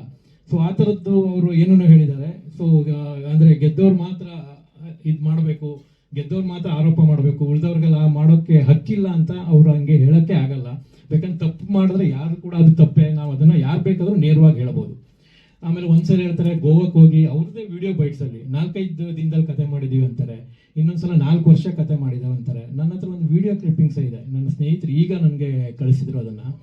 ಅದರಲ್ಲಿ ಮಿಲನ್ ಅವ್ರು ಹೇಳ್ತಾರೆ, ಸೊ 4-5 ವರ್ಷದಿಂದ ನಾವು 2022 ಕತೆ ಮಾಡೋಕ್ಕೆ ಸ್ಟಾರ್ಟ್ ಮಾಡಿದ್ವಿ, 23-24 ಕತೆ ಮಾಡಿದ್ವಿ ಅಂತ ಮಾಡಿ ಕೊನೆಗೆ ಯಾವುದು ಇಷ್ಟ ಆಗಿಲ್ಲ, ಕೊನೆಗೆ 25 ಒಂದು ಲೈನ್ ಸಿಕ್ತು ಅಂತ. ನಾವು ಆಲ್ರೆಡಿ ಕತೆ ಹೇಳಿ 23 ಅಲ್ಲ ಅವರಿಗೆ, ಸೊ 25 ಒಂದು ಲೈನ್ ಸಿಕ್ತು ಅನ್ನೋ ಥರದಲ್ಲಿ ಹೇಳಿದ್ದಾರೆ. ಆಮೇಲೆ ಸೊ ಅದೆಲ್ಲ ನಾನು ನಿಮ್ಗೆ ಹೇಳ್ತಾ ಇರೋದು ಅಂದ್ರೆ ಅವರು ಕತೆ ನಮ್ಗಿಂತ ಮುಂಚೆ ಮಾಡ್ಕೊಂಡಿಲ್ಲ. ನನಗೆ ಆಕ್ಚುಲಿ ಅವ್ರು ಫೋನಲ್ಲಿ ಒಂದ್ಸಲ ಮಾತಾಡುವಾಗ ಹೇಳಿದ್ರು ನಿಮ್ಗೆ ಮುಂಚೆನೆ ನಾವು ಆ ಲೈನ್ ಮಾಡ್ಕೊಂಡಿದೀವಿ ಅಂತ. ಸೊ ನಾನು ಫೋನ್ ಕನ್ವರ್ಸೇಷನ್ ಅಲ್ಲಿ ಏನು ಹೇಳಿದೆ, ಸರ್ ನಾವೀಗ ಕತೆ ನಿಮ್ಗೆ ನರೇಟ್ ಮಾಡಿದಾಗ ನೀವು ಆಲ್ರೆಡಿ ಅದೇ ಪ್ಯಾಟರ್ನ್ ಅಲ್ಲಿ ಕತೆ ಮಾಡಿದಾಗ ಒಬ್ಬ ಕಾಮನ್ ಸೆನ್ಸ್ ಇರೋರು ಯಾರೇ ಆಗಲಿ, ಈಗ ನಿರ್ದೇಶಕರು, ಈಗ ನನಗೆ ನಾನೇ ನಿರ್ದೇಶಕ ಅಥವಾ ಇವರೇ ನಿರ್ಮಾಪಕರಾದರೂ ಕೂಡ ಯಾರು ಕತೆ ಹೇಳಿದಾಗ ಇವ್ರ ಹತ್ರ ಆಲ್ರೆಡಿ ಅದೇ ಕತೆ ಲೈನಲ್ಲಿ ಇದ್ದಾಗ ಅವ್ರು ನ್ಯಾಚುರಲಿ ಹೇಳ್ತಾರೆ, ಇಲ್ಲ ಸರ್ ನಾವು ಸೇಮ್ ಹಿಂಗೆ ಕತೆ ಮಾಡ್ಕೊಂಡಿದೀವಿ, ಸೊ ಹೀಗೆ ಆಗುತ್ತೆ. ಒಂದು ಮಗುನ ಸಾಕ್ತಾರೆ, ಆ ಮಗು ಅಪ್ಪ ಅಮ್ಮ ಬಂದು ಇಂಟ್ರೋಲ್ ಬ್ಲಾಕ್ ಅಲ್ಲಿ ಸರ್ ಇದು ಮಗು ನಮ್ಗೆ ಸೇರ್ಬೇಕು, ನಾವು ಬಯಾಲಜಿಕಲ್ ಪೇರೆಂಟ್ಸು, ಆ ಹುಡುಗ ಹೋಗಲ್ಲ ಅಂತಾನೆ. ಸೊ ಆಮೇಲೆ ಅದ್ರ ಮೇಲೆ ಕೇಸ್ ಹಾಕ್ತಾರೆ, ಕೋರ್ಟಿಂದ ನೋಟಿಸ್ ಬರುತ್ತೆ, ಎರಡೂ ಪಾರ್ಟಿಯವರು ಕೋರ್ಟಲ್ಲಿ ಆರ್ಗ್ಯುಮೆಂಟ್ ಆಗುತ್ತೆ, ಬಯಾಲಜಿಕಲ್ ಪೇರೆಂಟ್ಸು ಈ ಮಗು ನಮ್ದು ಅಂತ ಅಲ್ಲಿ ವಾದ ಮಾಡ್ತಾರೆ, ಇವ್ರು ಸಾಕಿದ ತಂದೆ ಅವರು ಹೇಳ್ತಾನೆ ನಾನು ಹೆಂಗ್ ಸಿಕ್ತು ಮಗು ಅಂತ ಅವ್ನು ಫ್ಲಾಶ್ ಬ್ಯಾಕ್ ಹೇಳ್ತಾರೆ. ಆಮೇಲೆ DNA ಟೆಸ್ಟ್ ನಡೆಯುತ್ತೆ, ಬೇರೆ ಬೇರೆ ಏನೇನು ಪ್ರೊಸೆಸ್. ಈಗ ನೀವು ಲವ್ ಮಾಕ್ಟೇಲ್ ಕೂಡ ಅದೇ ಬೇಸ್ ಮೇಲೆ ನಾ ಇನ್ನೂ ಡೀಟೇಲ್ ಎಲ್ಲ ಇದೆ ಅದರಲ್ಲಿ ಇನ್ಸೈಡ್ ಏನೇನು ನಡೆದಿದೆ ಅಂತ. ಸೊ ಟೋಟಲ್ ನಾವು ಆ ಕತೆ ಹಂಗೆ ಬಂದಾಗ ಅವ್ರು ಆಲ್ರೆಡಿ ಮುಂಚೆನೇ ಆ ಕತೆ ಮಾಡ್ಕೊಂಡಿದ್ದಾಗ ಡೆಫಿನೆಟ್ಲಿ ಅವ್ರು ಕೇಳಬೇಕು ನಮಗೆ. ಸೊ ಆವಾಗ ನಾವು ತೋರಿಸ್ತಾ ಇದ್ವಿ, ಸರ್ ನೀವು ಓಕೆ ಬರ್ದಿದ್ದೇನಾದ್ರು ತೋರಿಸಿ ಅಂತ ಹೇಳ್ಬೋದು, ಇಲ್ಲ ಬಾಯಿ ಮಾತಲ್ಲಿ ಹಂಗೆ ಹೇಳಿದ್ರು ಕೂಡ ಸೊ ಓಕೆ ಸರ್ ಅವ್ರು ಮಾಡ್ಕೊಂಡಿದ್ದಾರೆ ಬಿಡಿ ಅಂತ. ಸೊ ನಾವು ಅದನ್ನು ಹೇಳ್ತಾ ಇದ್ವಿ. ಸೊ ಆ ಥರದ್ದೇನು ಆಗಲಿಲ್ಲ. ಸೊ ಹಂಗಾಗಿರೋದ್ರಿಂದ ನಾನು ಅದನ್ನ ಆ ಥರದವ್ರು ಕೇಳಲಿಲ್ಲ ಅದನ್ನ. ಆವಾಗ ಅವರ ಸೇಮ್ ಕತೆ ಅವ್ರ ಹತ್ರ ಇದ್ದಿದ್ದಿದ್ರೆ ಅವರು ಡೆಫಿನೆಟ್ಲಿ ಅದನ್ನ ಹೇಳ್ತಾ ಇದ್ರು. ಆ ಟೈಮಲ್ಲಿ ಅವ್ರ ಹತ್ರ ಕತೆ ಇರಲಿಲ್ಲ, ಅವರು ಜಸ್ಟ್ ಮಗು ಮೇಲೆ ಸಿನಿಮಾ ಮಾಡಬೇಕು ಅಂತ ಅಂದ್ಕೊಂಡಿದ್ರು ಅಷ್ಟೇ. ನಾವು ಕತೆ ಹೇಳಿದ್ವಿ, ಅದಾದ್ಮೇಲೆ ಟ್ರೈ ಮಾಡಿದ್ದಾರೆ, ಆಗಿಲ್ಲ. ಮೋಸ್ಟ್ಲಿ ನಮ್ಮ ಕತೆ ಅವರಿಗೆ ಕನೆಕ್ಟ್ ಆಗಿರ್ಬೋದು, ಇಮೋಷನಲ್ ಬ್ಲಾಕು. ಸೊ ಅಂತ ನಮ್ಮ ಒಂದು ಆರೋಪ ಅವ್ರ ಮೇಲೆ. 2023 ನವೆಂಬರಲ್ಲಿ ರಾಘು ಅವರು ನನಗೆ ವಾಯ್ಸ್ ಮೆಸೇಜ್ ಮೂಲಕ ಫಸ್ಟ್ ಹಾಫ್ ಮತ್ತು ಸೆಕೆಂಡ್ ಹಾಫ್ ಅನ್ನ ಕಳಿಸಿರೋ ದಾಖಲೆ ಇಲ್ಲಿದೆ. ಇದರದ್ದು ಪೂರ್ತಿ ಡೀಟೇಲು ನಾವು ಕೋರ್ಟಿಗೆ ಕೊಡ್ತೀವಿ. ನಾನು ಸುಮ್ಮನೆ ರೆಫರೆನ್ಸ್ ಆಗಿ ನಿಮಗೆ ತೋರಿಸ್ತಾ ಇದ್ದೀನಿ ನೋಡಿ. 2023 ನವೆಂಬರಲ್ಲಿ ಫಸ್ಟ್ ಹಾಫ್ ಮತ್ತು ಸೆಕೆಂಡ್ ಹಾಫ್ ನಿಮಗೆ 20 ನಿಮಿಷ ಅವರು ನನಗೆ ಕಳಿಸಿರೋದು. ಅದರ ಜೊತೆಗೆ ಇನ್ನೊಂದು 2023 ನವೆಂಬರ್ 30 ಕೂಡಲ ಸಂಗಮ ಅಂತ ಆ ಪಿಕ್ಚರ್ಗೆ ನಾವು ಟೈಟ್ಲ್ ಇಟ್ಟಿದ್ದು, ಆ ಕತೆಗೆ ನಾವು ಕೂಡಲ ಸಂಗಮ ಅಂತ ಟೈಟ್ಲ್ ಇಟ್ಟಿದ್ದು. ಅಂದರೆ ಒಂದು ಹಿಂದೂ ಅಪ್ಪ ಒಂದು ಮುಸ್ಲಿಂ ಮಗುನ ಹೆಂಗೆ ಸಾಕ್ತಾನೆ ಅಂದ್ರು, ಕೂಡಲ ಸಂಗಮ ಅಂತ ಟೈಟ್ಲು ರಿಜಿಸ್ಟರ್ ಆವಾಗಲೇ ಮಾಡಿದ್ದೀವಿ, ಚೇಂಬರಲ್ಲೂ ಅದು ಟೈಟ್ಲು ರಿಜಿಸ್ಟರ್ ಆಗಿದೆ. ಇದು ಫಸ್ಟ್ ಹಾಫ್, ಇದು ನವೆಂಬರಲ್ಲಿ, ಇದು ನೋಡಿ ಸಾಕ್ಷಿ ಸಮೇತ ನವೆಂಬರಲ್ಲಿ. ನಮ್ಮ ಹತ್ರ ಕತೆ ಇಲ್ಲ, 2 ನಿಮಿಷ ಅವ್ರು ಹೇಳಿದ್ದು ಅಂತ ಅವ್ರು ಏನು ಹೇಳಿದ್ದಾರೆ. ನಮ್ಮ ಹತ್ರ 2023 ಪೂರ್ತಿ ಕತೆ ನಮ್ಮ ಹತ್ರ ರೆಡಿ ಇತ್ತು. ಅವರು ರಾಘು ಅವ್ರಿಗೆ 2-3 ಸತಿ 10 ಸತಿ 50 ಸತಿ ಕಾಲ್ ಮಾಡಿದ್ದೀವಿ ಅಂತ ಹೇಳ್ತಾರೆ. ಕಾಲ್ ಯಾಕೆ ಮಾಡಿದ್ದಾರೆ ಅವ್ರು ನಮಗೆ? ಇವ್ರ ಅಡ್ರೆಸ್ ಕೇಳಕ್ಕೆ ಅಂತ. ಯಾರಾದರೂ ಅಡ್ರೆಸ್ ಕೇಳ್ತಾರ? ನಿಮಗೆ ಕೋರ್ಟಲ್ಲಿ ಕೇಸ್ ಹಾಕ್ಬೇಕಪ್ಪ ಅಂತಂದ್ರೆ ಯಾರಾದರೂ ಅಡ್ರೆಸ್ ಕೇಳ್ಬಿಟ್ಟು ಕೇಸ್ ಹಾಕ್ತಾರ? ಅಡ್ರೆಸ್ನ ಹುಡ್ಕೊಂಡು ಹಾಕ್ತಾರೆ ಅಲ್ವಾ? ಇವರೆಲ್ಲ ಓಡೋಗ್ಬಿಟ್ಟಿದ್ದಾರೆ ಅನ್ನೋ ತರ ಅವರು ನೆಪ ಹೇಳ್ತಾ ಇದ್ದಾರೆ. ಅದೇ ಗೊತ್ತು ನೋಡಿ. ಆಮೇಲೆ ಇನ್ನೊಂದು ನಾನು ತುಂಬಾ ವಿಶೇಷವಾದ ಇನ್ನೊಂದು ವಿಷಯ ಹೇಳ್ತೀನಿ ಕೇಳಿ. ಅವರು ನಿಮ್ಗೆಲ್ರಿಗೂ ಡಾಕ್ಟರ್ ರಾಜ್ಕುಮಾರ್ ಅವರು ಮತ್ತು ಪುನೀತ್ ರಾಜ್ಕುಮಾರ್ ಅವರು ಕಣ್ಣು ದಾನ ಮಾಡಿದ್ರು. ಆ ಕಣ್ಣು ದಾನ ಮಾಡಿರೋದು ವ್ಯಕ್ತಿ ಯಾರಿಗೆ ಆ ಕಣ್ಣುಗಳನ್ನು ಕೊಟ್ಟರು ಅಂತ ಯಾರು ಹೇಳಲ್ಲ. ಅದೇ ತರ ಅನಾಥಾಶ್ರಮಕ್ಕೆ ಒಂದು ಮಗುನ ನಾವು ದಾನ ಕೊಟ್ಟ ಆದ್ಮೇಲೆ ಆ ದಾನ ಮಗುನ ಯಾರು ಅದನ್ನ ತಗೊಳ್ತಾರೋ ಆ ಡೀಟೇಲ್ಸ್ ಯಾರಿಗೂ ಕೊಡೋದೇ ಇಲ್ಲ. ಫಸ್ಟ್ ಆಫ್ ಆಲ್ ಕತೆ ಅವರು ಕದ್ದಿರೋಕೆ ಸಾಕ್ಷಿ ಸಮೇತ ನಾವು ಯಾಕೆ ಹೇಳ್ತಾ ಇದ್ದೀವಿ ಅಂತಂದ್ರೆ, ಅನಾಥಾಶ್ರಮದಿಂದ ಮಗು ತಗೊಂಬಂದ್ರೆ ಒರಿಜಿನಲ್ ಪೇರೆಂಟ್ಸ್ ಏನಿದ್ದಾರೆ ಅವರು ಏನ್ ಮಾಡ್ತಾರೆ ಅಂತಂದ್ರೆ, ಒರಿಜಿನಲ್ ಪೇರೆಂಟ್ಸ್ ಹೋಗಿ ಅನಾಥಾಶ್ರಮಕ್ಕೆ ಮೇಲೆ ಕೇಸ್ ಹಾಕ್ಬೇಕು. ಮತ್ತೆ ಫಸ್ಟ್ ಆಫ್ ಆಲ್ ಅನಾಥಾಶ್ರಮಕ್ಕೆ ಕೇಳಬೇಕು ನಮ್ಮ ಮಗು ಎಲ್ಲಿದೆ, ನಮ್ಮ ಮಗು ನಮ್ಗೆ ವಾಪಸ್ ಬೇಕು ಅಂತ. ಅವರು ಡೈರೆಕ್ಟ್ ಆಗಿ ಅಡಾಪ್ಟ್ ಮಾಡಿರೋ ತಂದೆ ತಾಯಿ ಹತ್ರ ಬರೋದೇ first of all wrong concept ಅದು. ಅವರು ಸಿನಿಮಾ ಮಾಡಿರ್ಬೋದು, ಸಿನಿಮಾ ಇವತ್ತು ಚೆನ್ನಾಗಿ ಗೆದ್ದಿರ್ಬೋದು. ಅವರು ಲೆಜೆಂಡ್ರಿ ಡೈರೆಕ್ಟರ್ ಅಂತ ನಮ್ಮನ್ನು ಹೇಳಿದ್ದಾರೆ. ಆಮೇಲೆ ಲೆಜೆಂಡ್ರಿ ರೈಟರ್ ಅಂತ ಬೇರೆ ಮೆನ್ಷನ್ ಮಾಡಿದ್ದಾರೆ. ನನ್ನ ರಿಮೇಕ್ಗಳ ಬಗ್ಗೆ ಅವ್ರು ಹೇಳಿದ್ದಾರೆ.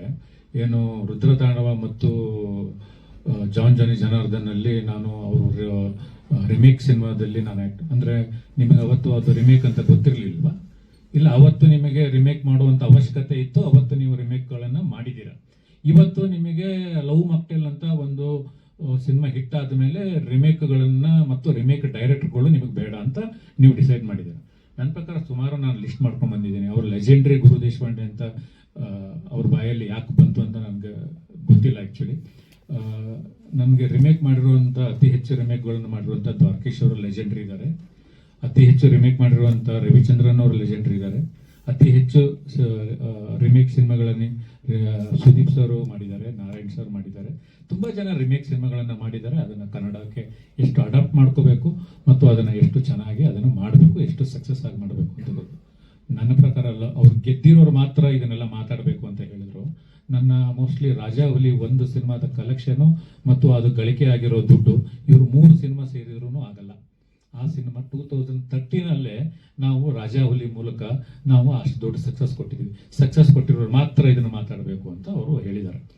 ಇನ್ನೊಂದು ಅವರು ತುಂಬ ದೊಡ್ಡ ಅಲಿಗೇಷನ್ ಇದು ಇದು ಇದು ನನ್ನ ಹೆಂಡತಿ ತುಂಬ ನೋವಾಗುತ್ತೆ. ನನ್ನ ಹೆಂಡತಿ ನಾವು ಇವತ್ತು ಬೆಳಿಗ್ಗೆ ಒಂದು ಉಪನಯನ ಫಂಕ್ಷನ್ಗೆ ಹೋಗ್ತಾ ಇದ್ವಿ. ಅವಾಗ ಡಾರ್ಲಿಂಗ್ ಕೃಷ್ಣ ಅವ್ರು ಹೇಳ್ತಾರೆ, ಫ್ರೆಂಡ್ಶಿಪ್ ಮಾಡಬೇಕಪ್ಪ ಅಂತಂದ್ರೆ ಏನಾಗೋದು ಫ್ರೆಂಡ್ಶಿಪ್ ಮಾಡಿದ್ರೆ ಗುರು ದೇಶಪಾಂಡೆ ಅವರು ಅಂದರೆ ನಿಮಗೆ ಗುರು ದೇಶಪಾಂಡೆ ಅವ್ರ ಜೊತೆ ಫ್ರೆಂಡ್ಶಿಪ್ ಮಾಡಿದ್ರೆ ಮನೆಗೆ ಸೇರಿಸಲ್ಲ ಅಂತ ಅವ್ರು ಹೇಳ್ತಾರೆ. ನನ್ನ ಹೆಂಡತಿ ನನ್ನ ಹಿಂದೆ ಇದ್ಲು, ಅವಳು ಆ ವಿಡಿಯೋನ ನೋಡ್ತಾ ಇದ್ಲು. ಅಂದರೆ ನಿಮಗೆ ರುದ್ರತಾಂಡವ ಸಿನಿಮಾ ಮಾಡಬೇಕಾದ್ರೆ, ಜಾನ್ ಜಾನಿ ಜನಾರ್ದನ್ ಸಿನಿಮಾ ಮಾಡಬೇಕಾದ್ರೆ 25 ಸಿನಿಮಾ ಮಾಡಿರುವಂಥ ಅಜಯ್ ರಾವ್ ಜೊತೆಗೆ 25 ಸಿನಿಮಾ ಮಾಡಿರುವಂಥ ಲೂಸ್ ಮಾದ ಯೋಗಿ ಅವ್ರ ಜೊತೆಗೆ ನೀವು 5 ಸಿನಿಮಾ ಮಾಡಿರುವಂಥ ಒಬ್ಬ ಹೀರೋಗೆ ಅದ್ರ ಜೊತೆಗೆ ಪ್ರೊಡ್ಯೂಸರು ನಾನು ಚಾನ್ಸ್ ಕೊಟ್ಟಾಗ ನೀವು ಎಷ್ಟು ಸತಿ ನನ್ನನ್ನು ಕೇಳ್ಕೊಂಡ್ರಿ ಈ ಸಿನಿಮಾಗೆ ನನ್ನನ್ನು ಕಾಸ್ಟ್ ಮಾಡಿ ಅಂತ ನಿಮಗೆ ನೆನಪಿದೆಯಾ?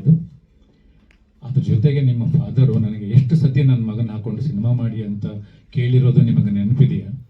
ನಾನು ಜೆಂಟ್ಲ್ಮ್ಯಾನ್ ಸಿನಿಮಾ ಪ್ರೊಡ್ಯೂಸ್ ಮಾಡಬೇಕಪ್ಪ ಅಂತಂದರೆ ಮಹಂತೇಶ್ ಅಂತ ಒಬ್ಬ ಅಸೋಸಿಯೇಟ್ ಡೈರೆಕ್ಟರ್ನ ನೀವು ನಮ್ಮ ಸೆಟ್ಟಿಗೆ ಎಷ್ಟು ಸತಿ ನೀವು ಸೆಟ್ಟಿಗೆ ನನಗೊಂದು ಸಿನಿಮಾ ಮಾಡಿ ಅಂತ ನೀವು ಎಷ್ಟು ಸತಿ ನಮ್ಮ ಸೆಟ್ಟಿಗೆ ಬಂದಿದ್ದೀರಿ ಅಂತ ನಿಮಗೆ ನೆನಪಿದೆಯಾ?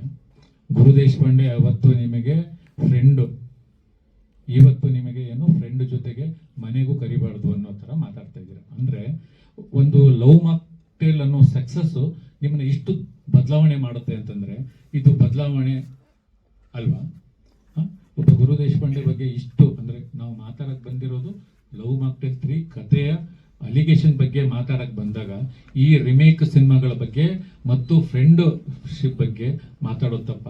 ನಾನು ಅವತ್ತು ಚೇಂಬರಲ್ಲಿ ಕಂಪ್ಲೇಂಟ್ ಕೊಡಕ್ಕೆ ಹೋದಾಗ 12-13 ವರ್ಷದ ಒಂದು ಫ್ರೆಂಡ್ಶಿಪ್ಪನ್ನು ನಾನು ಕಳ್ಕೋಬಾರ್ದು ಅನ್ನೋ ಒಂದೇ ಒಂದು ದೃಷ್ಟಿಗೋಸ್ಕರ ನನ್ನ ಫ್ರೆಂಡು ಅಂತ ಹೇಳಿದೆ. ಅವ್ರು ಹೇಳ್ತಾರೆ ಬೆಸ್ಟ್ ಫ್ರೆಂಡ್. ನೀವು ಲವ್ ಮಾಕ್ಟೇಲ್ ಸಿನಿಮಾ ಸಕ್ಸಸ್ಫುಲ್ ಆಗೋವರೆಗೂ, ರುದ್ರತಾಂಡವದಿಂದ ಹಿಡಿದು ಲವ್ ಮಾಕ್ಟೇಲ್ ಸಕ್ಸಸ್ ಆಗೋವರೆಗೂ ಫೋನ್ ಕಾಲ್ ಲಿಸ್ಟ್ನ ತೆಗೆದು ನಾಳೆ ನಾನು ಮೀಡಿಯಾದವ್ರು ಕೊಡ್ತೀನಿ. ಅತಿ ಹೆಚ್ಚು ಕಾಲು ನೀವು ನನಗೆ ಮಾಡಿದ್ದೀರಾ, ನಾನು ನಿಮಗೆ ಮಾಡಿದ್ದೀರಾ ಅಂತ ಪ್ರೂವ್ ಮಾಡ್ತೀನಿ.